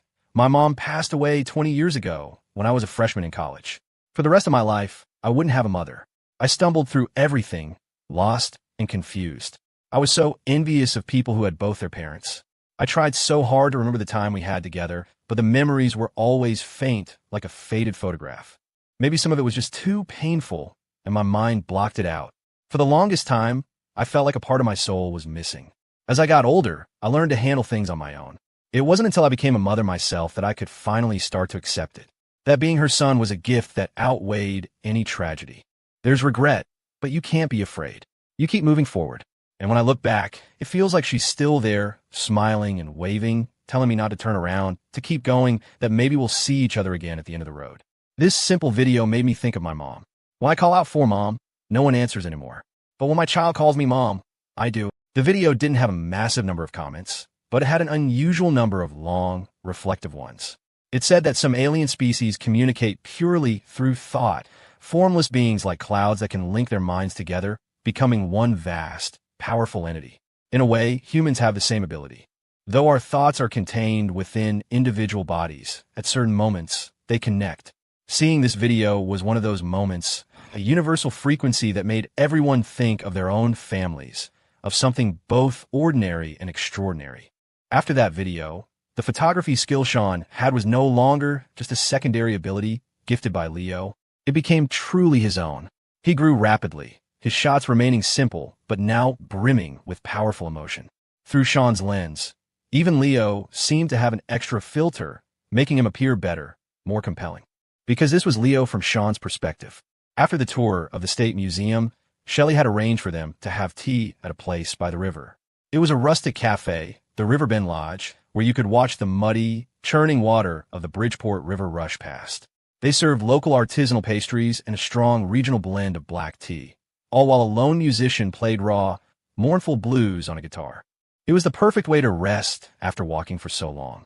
They found a prime table right by the water. The view was incredible. It felt like the spray could splash in your teacup at any moment. Leo had spent part of the car ride that morning catching up on messages, telling Stella about his trip, and that he'd probably be back on campus soon. With the time difference, their replies weren't always instantaneous. After the museum tour, everyone's brain was buzzing with history. Usually, you go to a museum, you leave, and your mind is a blank slate. Your phone remembers more than you do.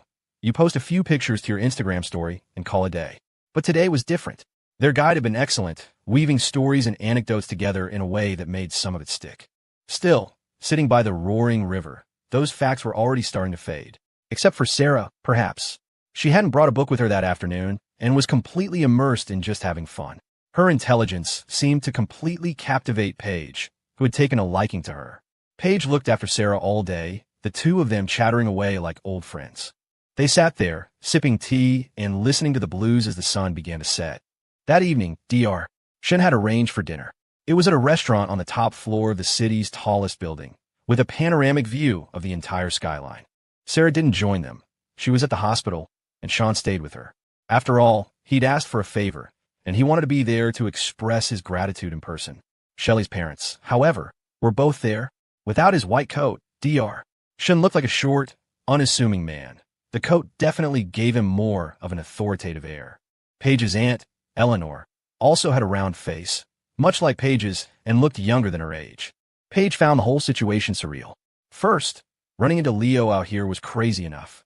Then finding out he was connected to her cousin. And now, here she was having dinner with her entire extended family in Leo's entire dorm room. It felt like something out of a dream. She hadn't even thought about introducing Leo to her own parents yet, and here he was, meeting her aunt and uncle first. Before they sat down, Leo pulled Paige aside. He had a favor to ask. Is he going to confess his feelings? Paige thought, her heart skipping a beat. But you have a girlfriend. If you confess, I'll have to reject you. Leo saw the wild thoughts swirling in her eyes and gently tapped her on the forehead. What are you daydreaming about? I need your help. After dinner, could you pick out a couple of outfits for Sean's sister? Just normal stuff a girl her age would wear to school. Nothing too flashy. You know what to get, right? Is that all? Don't worry. Shopping is my superpower. Leo glanced at Paige's tight t-shirt and skinny jeans, then added, you'll probably need to get a size or two smaller than what you wear. Paige's little fist playfully thumped against his chest. Go away. The private dining room was breathtaking. A massive mural depicting a sprawling mountain landscape covered one wall. Floor-to-ceiling windows offered a complete view of the city, now a glittering tapestry of lights. From this height, you could see its unique geography. The city was nestled in a curve of the river, which wrapped around it like a golden necklace, each reflecting the other's brilliance. A massive round table dominated the room. In the center sat 2 bottles of what looked like very old bourbon. The restaurant's food was exceptional, with a focus on regional specialties. They had brought Paige here for her welcome dinner, and it had been fantastic, though the portions were enormous. The room was a corner suite, with glass walls on 2 sides, making it feel even more spacious and high above the world. This was the restaurant's exclusive room, reserved for dignitaries and almost impossible to book. It felt like a family dinner. There was Shelley's family of 3, Paige, and the 4 guys from Leo's dorm. Sean was a little tense, but Jordan and Alex were used to this kind of setting. Leo, thanks to his recent whirlwind of experiences and growing up with his uncle in a position of authority, felt comfortable enough. For Sean, however, it was his first time in a restaurant this opulent. And for the first time, his camera was recording it all. It was actually a good thing. For people who were used to this, it was nothing special. But seeing it through the eyes of someone who had never experienced it before offered a different perspective, one that was far more relatable. The moment Sean raised his phone to film, he shifted gears.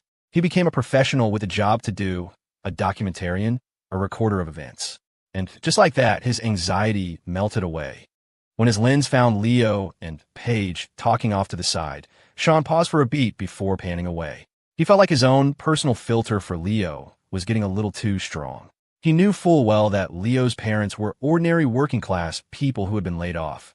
But for some reason, through the camera today, Leo projected an aura of quiet confidence, of a deep and privileged background. Sitting next to Alex Young, he seemed completely at ease, an equal, not the least bit intimidated. Once everyone arrived, they took their seats. Shelley's mother, Eleanor Shun, had the same maiden name as Paige, Kennedy. She had an intelligent air about her, a gentle and poised demeanor, like a grown-up version of Paige who had also inherited all the IQ points. She was dressed elegantly in a cream-colored dress with a sheer overlay, her figure well-proportioned. Her skin was fair, even fairer than her daughter's. She thanked Leo sincerely and made sure not to neglect his roommates. She spoke with Jordan, Alex, and Sean, not in the probing way of an elder, but with a warm, conversational tone. Her voice was pleasant, her manner unhurried. I have a heart condition, so I tend to do things very slowly, and I can't handle shocks, Eleanor said, her eyes filled with gratitude and admiration as she looked at Leo. Thank you all so much. If you hadn't been there, right at that moment, I can't even imagine what would have happened. She looked at Leo and saw a good kid with honest eyes. His roommates, too, all seemed like fine young men. She then turned to Sean. And you, please tell your mother to rest easy at the hospital. There's no rush. Dr. Sean asked if anyone wanted a drink. You're all grown men now, he said. We're all family here tonight. You can have a taste. This is from my private collection, a 30-year Pappy Van Winkle. A single bottle was worth more than the entire meal. He had the waiter open it and pour a small glass for everyone. In traditional medicine, a little bit of good liquor can actually be beneficial. Helps with circulation. Just don't overdo it, Dr. Sean explained. He, too, was impressed with Leo's calm and dignified manner. Eleanor's fondness for him was already off the charts. If he weren't 7 years younger than her daughter, she'd be trying to set them up right now. She'd offer a dowry of 5 houses, no prenup, and they wouldn't even have to worry about childcare. She and her husband would handle it. Dr. Sean had been dying to retire and play with grandkids for years. The more Eleanor looked at Leo, the more she liked him. She saw the way both her daughter Shelley and her niece Paige looked at him with admiration. Dr. Sean had wanted to chat more with Leo, but his wife had monopolized him, so he turned to Alex. The two of them hit it off immediately. Meanwhile, Jordan was getting along great with Shelley and Paige. They were clearly on the same wavelength. Sean was mostly quiet, only spoken to when someone brought him into the conversation. It could have been awkward, but that's how dinner parties often are. If you're not a talker or not the guest of honor, you can easily be overlooked. But if you have the right attitude, you can just focus on the incredible food. Tonight wasn't an official function. Dr.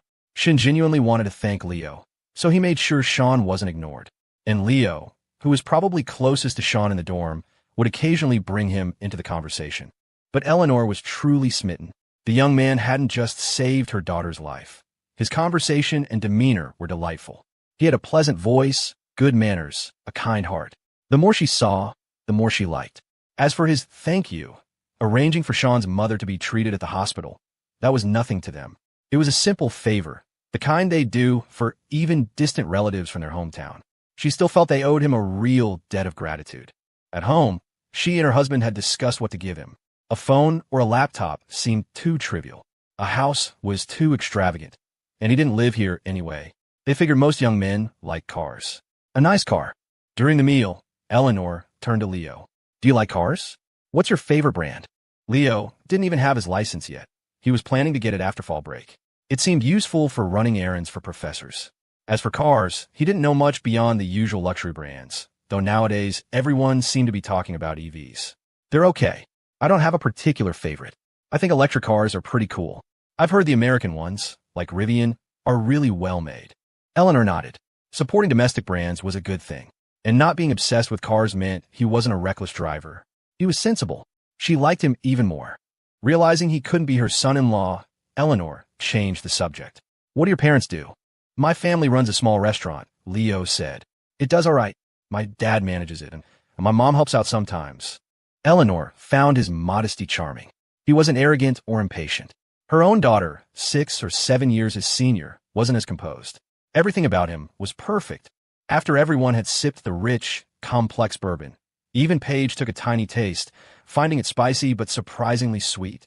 The atmosphere loosened. Alex knew this was top-shelf stuff. Jordan, too, savored it. A vintage Pappy was hard to come by, and even if you could afford it, finding a Real bottle was another story. It was true what they said about good liquor. It didn't make you feel sloppy drunk. That moonshine at Sean's house had knocked him flat, but here he felt sharp and clear-headed. Sean took a sip and found it smooth and warming. Leo had used his iron liver buff once before, and this time a small amount felt comfortable, helping him relax and making the conversation flow even more easily. Then he heard Eleanor say she wanted to give him a Rivian R1S.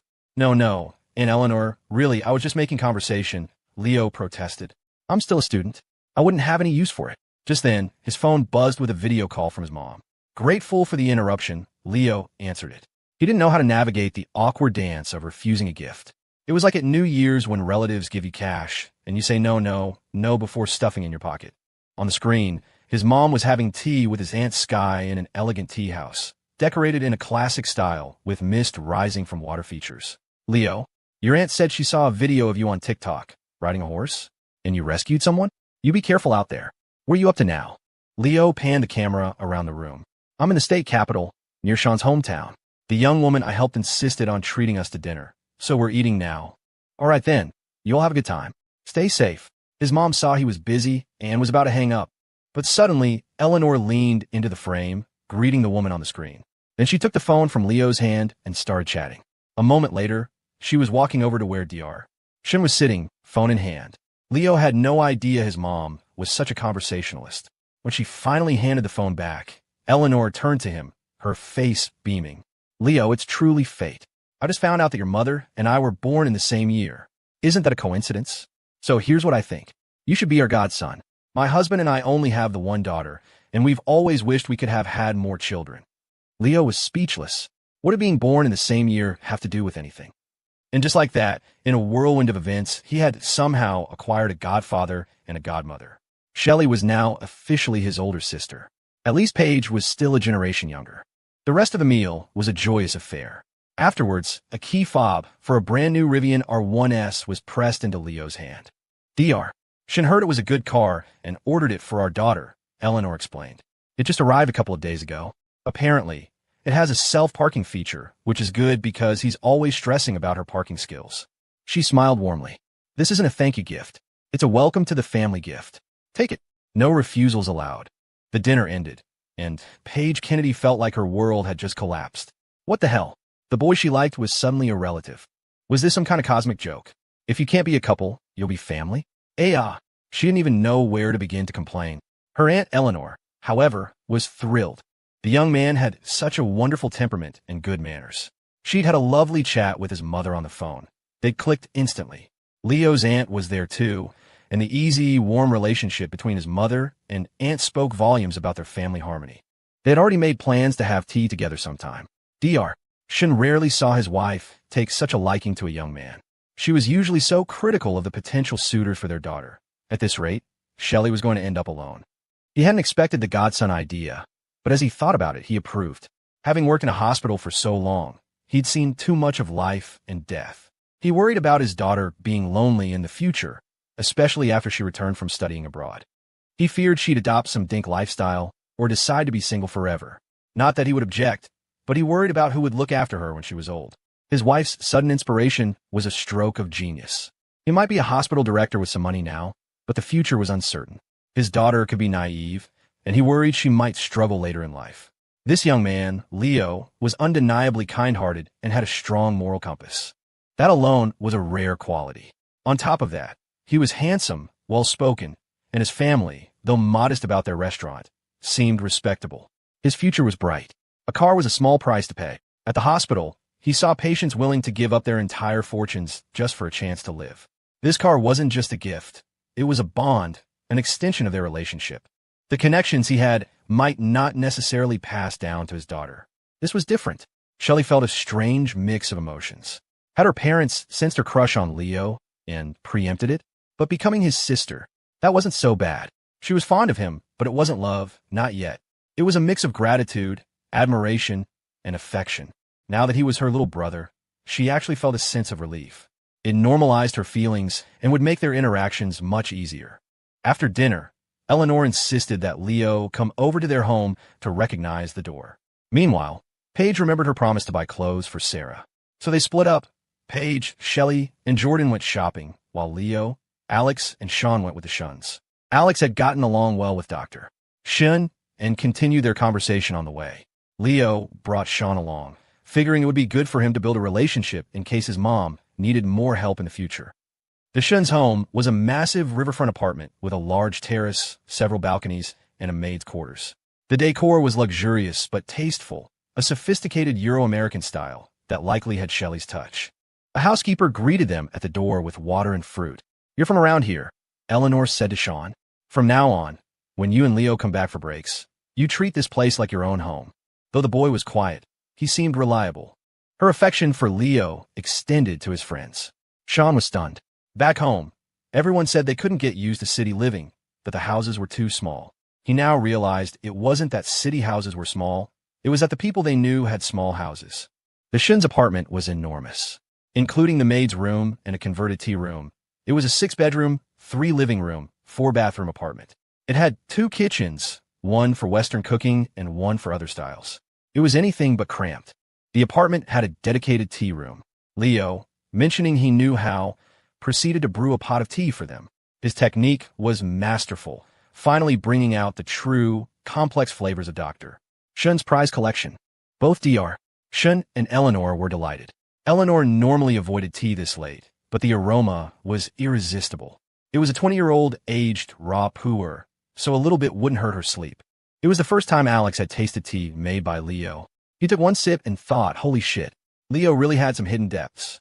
He'd been flitting around like a social butterfly lately, and Alex hadn't realized he had a skill like this.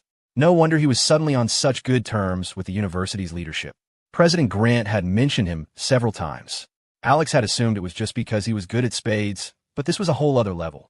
He thought those TikToks were just for show. This was a true gift. Sipping the flavorful tea, he envied the old professors. He wanted a handsome, tea-making assistant, too. He'd have to work harder. He couldn't afford to just give away a car. Sigh. An hour passed in pleasant conversation. It was getting late, so Leo said goodbye to his new, slightly awkward-to-address godparents. They went with Sean back to the hospital. They planned to leave the next day. If they stayed, Sean would just keep worrying about them. Sean's father and sister were in the room. His mom was still on a 4-drip, but resting in the hospital bed, and with Dr. Shin having personally checked in on her, she looked a little better. Her complexion wasn't as ashen. Alex and Leo paid their respects and said their goodbyes. Sean's father insisted that Sean and Sarah go back to the hotel while he stayed the night. This room is better than any hotel I've ever stayed in. You two go on. He turned to Alex and Leo. We owe you both so much for this. Thank you. My boy is lucky to have friends like you. Travel safely tomorrow, and let him know when you get home. When his mom is better, you all have to come visit us again. Sean's mom propped herself up to say goodbye as well. Leo hated scenes like this. It felt wrong not to come, but coming always made him feel a pang of sadness. On the way out, Sarah said quietly, the doctor came by again tonight.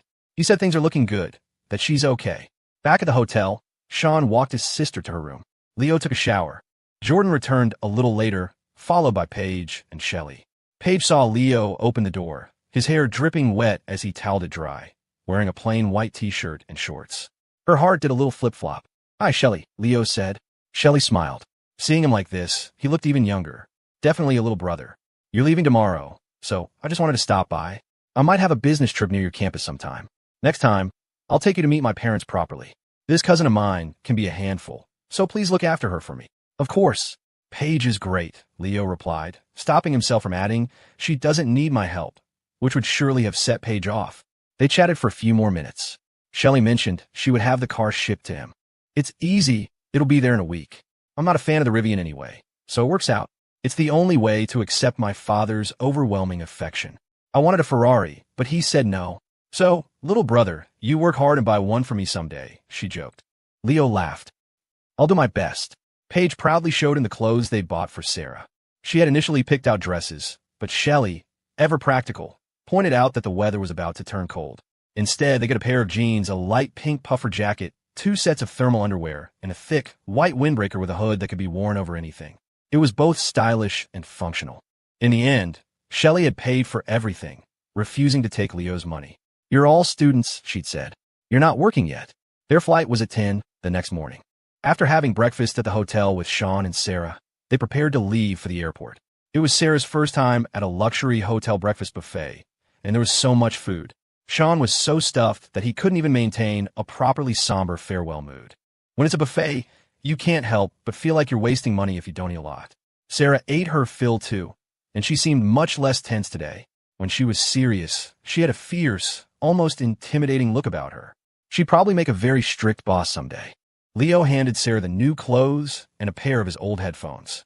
They were high quality and had lasted him for years. He just got a new pair from Professor Thorne, so he could pass these on. See you on campus, Leo said to Sean. As they were about to part, Sarah suddenly threw her arms around Leo in a tight hug. He was taken aback for a second, then gently patted her on the back. She was so thin, He could feel the sharp line of her spine. He barely dared to put any pressure on his hand. "Sarah," he said softly, "don't trust boys too easily. And don't fall for them too quickly, even if they give you gifts. You're an amazing person, and you deserve the absolute best." The girl nodded, tears streaming down her face. "Thank you." The car pulled away. Through the window, they could see Sean with his arm around his sister, waving from the hotel entrance. After his friend were gone, he and Sarah went to check out. The hotel was grand and beautiful, a world they didn't yet belong to, but someday they would. For people had come, and for going back, but the group had changed. The three guys met Paige at the airport. No matter how old a girl gets, her family worries. It was a relief for Paige's aunt that she was traveling back with Leo. Paige, however, was worried about herself. Shortly after they got in the car, Leo received a message from Sean. They had checked out of the hotel, and he asked Leo to thank Shelley for him. He felt terrible that his friend's visit had been cut short by his mother's illness. In the car, Jordan, Alex, and Leo didn't say much about what had happened. Sickness, old age, death, it wasn't just Sean who was scared. They all were. Jordan found himself missing his own loud, nagging family. Getting yelled at a bit didn't seem so bad now. It meant his relatives were healthy and full of life. Alex was also reflective. In the world of politics, the ultimate competition was often just about longevity. The one who lives the longest wins. He'd seen powerful families crumble the moment the patriarch died. Last night, back at the hotel, he called his mom. "Alex," she had said, "you used to say your roommates were ordinary. After this experience, don't you see things differently? Leo is a loyal and reliable person, worth cultivating a friendship with. Having a roommate like that is rare. You should cherish it. And Sean," she continued, "his family might be poor now, but you said his sister is a real genius. Ivy League material. Think about it. Can a family in their circumstances normally produce a child like that? It's highly unlikely. It means she's exceptionally intelligent. A person like that is going to elevate her family's future.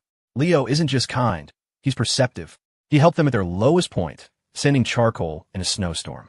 His return on that investment will be immense. Sean himself is devoted to making those TikToks for him. I used to think that kind of partnership was unstable, but now I see Sean will be unshakably loyal. Even if he had second thoughts, his parents and sister would never allow it. Morally, it would be unthinkable. The way Leo handled this entire situation was brilliant. Listening to his mother's candid analysis, Alex realized she was right. When Leo had first suggested getting Sean's mom to a doctor, Alex hadn't thought much of it. It was just Leo being his usual big-hearted self. But the way things had escalated, ending with the Shuns adopting him as a godson and gifting him a car, Leo had won big time. That's when Alex knew something more was at play, especially after talking with Dr. Shun. He realized the man was a genuinely skilled and principled doctor, not some bureaucrat. His directorship was a title given to him to keep him at the hospital. He didn't need the money. Dr. Shun had mentioned buying several houses and cars for his daughter, and their lifestyle was clearly expensive. Alex had briefly wondered if he was corrupt, a thought that made him feel a bit disdainful. But then Dr. Shun had opened up about his early career, revealing that he had co-developed a patented herbal remedy. Alex recognized the name. His own family, who were very particular about medicine, kept it in their house. The drug wasn't just selling okay, it was a blockbuster. Dr. Shun wasn't just wealthy, he was discreetly so. And the ultimate winner was Leo. He'd gained an influential and wealthy god family and secured the unwavering loyalty of a roommate. You could feel the shift in Sean's attitude. It wasn't as dramatic as a sworn blood oath from a movie, but the feeling was there. It was as if Leo's charisma stat was maxed out in Sean's eyes. Alex used to think he was the one with that kind of influence. At student government meetings or dinners, he'd give a rousing speech, and a dozen students would fervently declare their undying loyalty. But when he actually asked for help, they'd all make excuses. Now that he was a senior and preparing to step down, they were all flocking to congratulate the new president. Very few had remained by his side. It was laughable.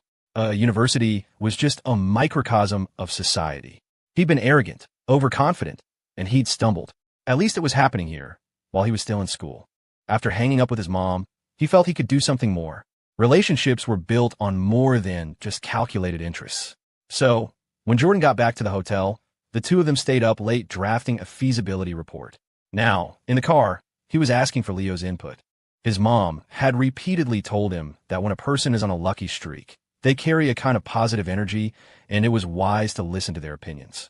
The three of them discussed the best location for Sean's friend Dylan's auto repair shop. Alex insisted Leo just go with his gut. Leo, who knew nothing about business, felt the spot by the county entrance was off for some reason, so he vetoed it. Jordan, based on his analysis, thought it was a good location because it was close to the highway. The other option was closer to their village, but farther from town, located at a junction for several tourist routes, including the road to the horse ranch. Combining all three opinions, they chose the junction. Alex, meticulous as always, wrote up a report, drew a map, listed their reasons, included suggestions from Jordan and Leo, and sent it all to Sean.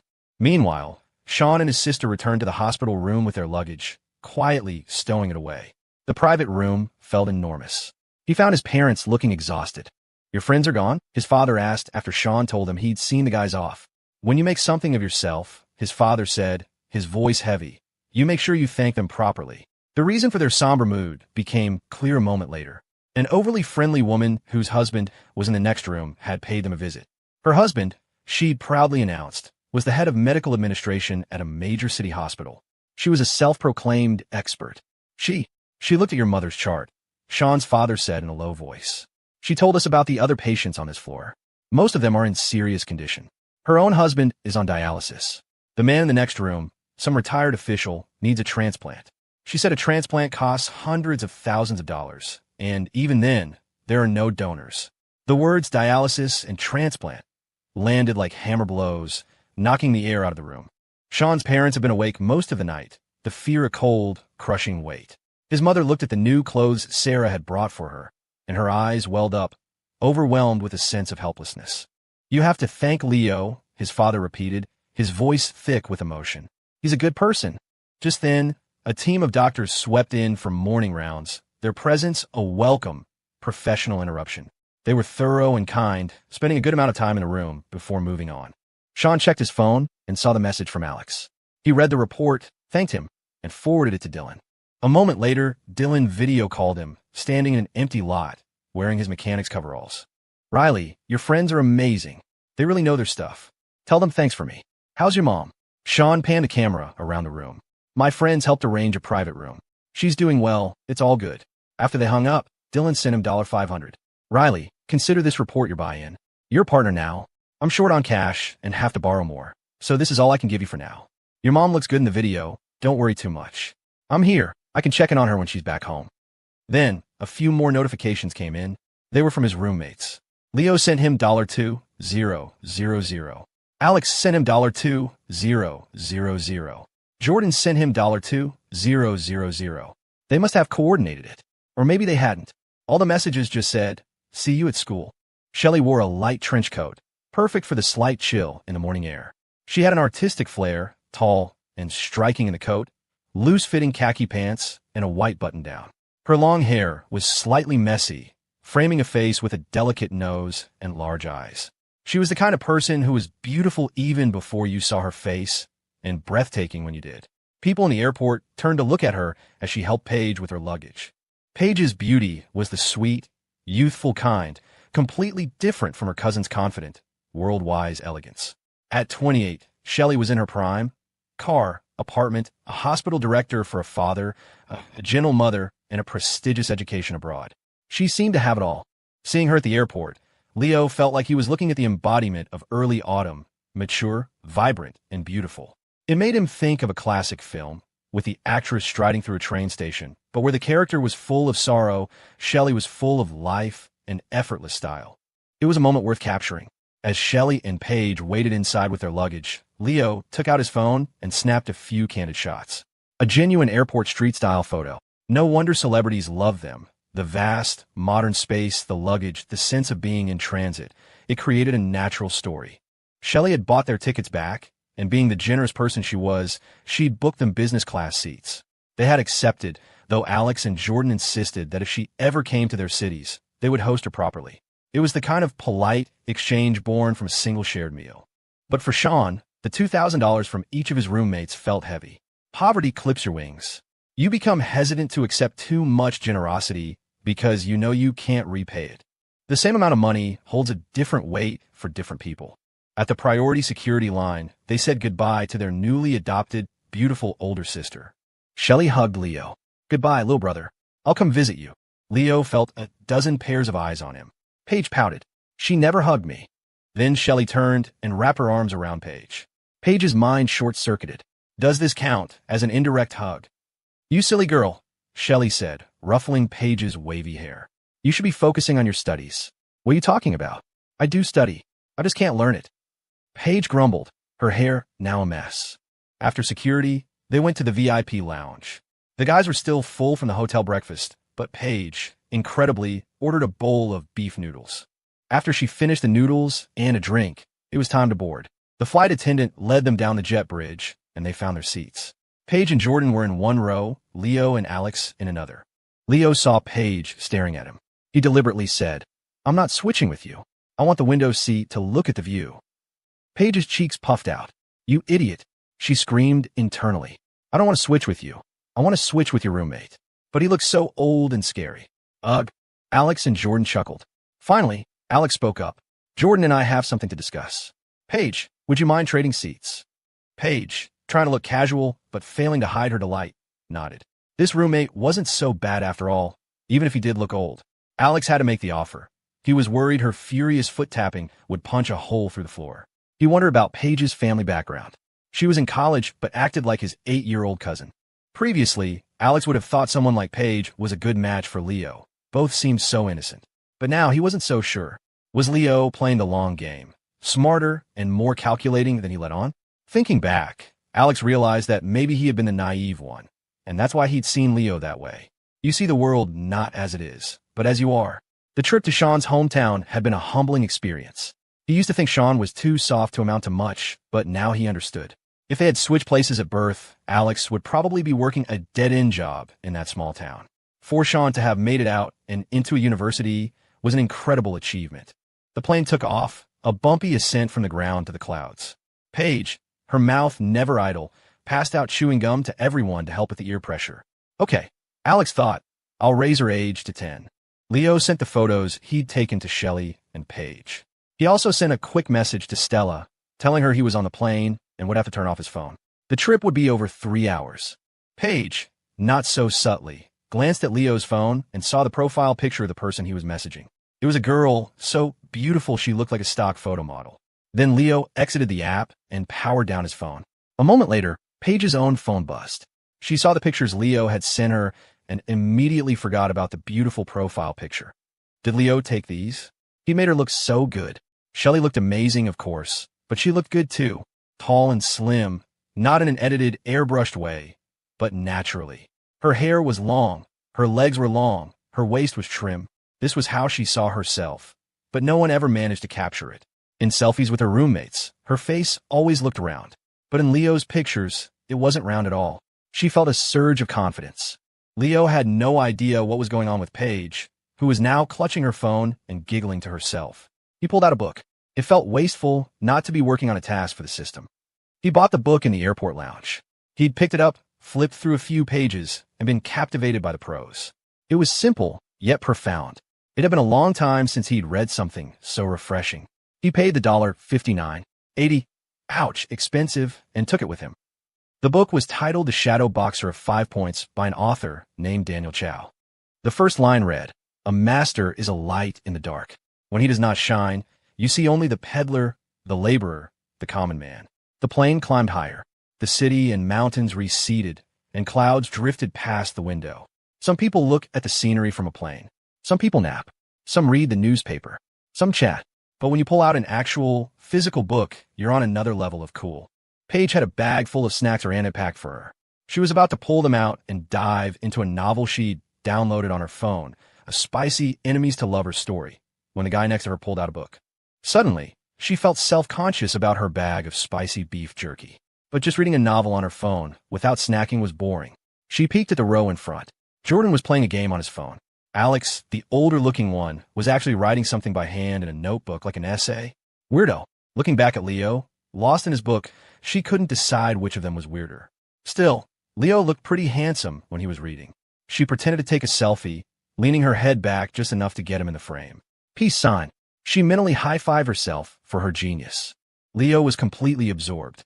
This wasn't for show, unless you were posting it on Instagram. The book had felt expensive, but now, holding it, he could appreciate the quality.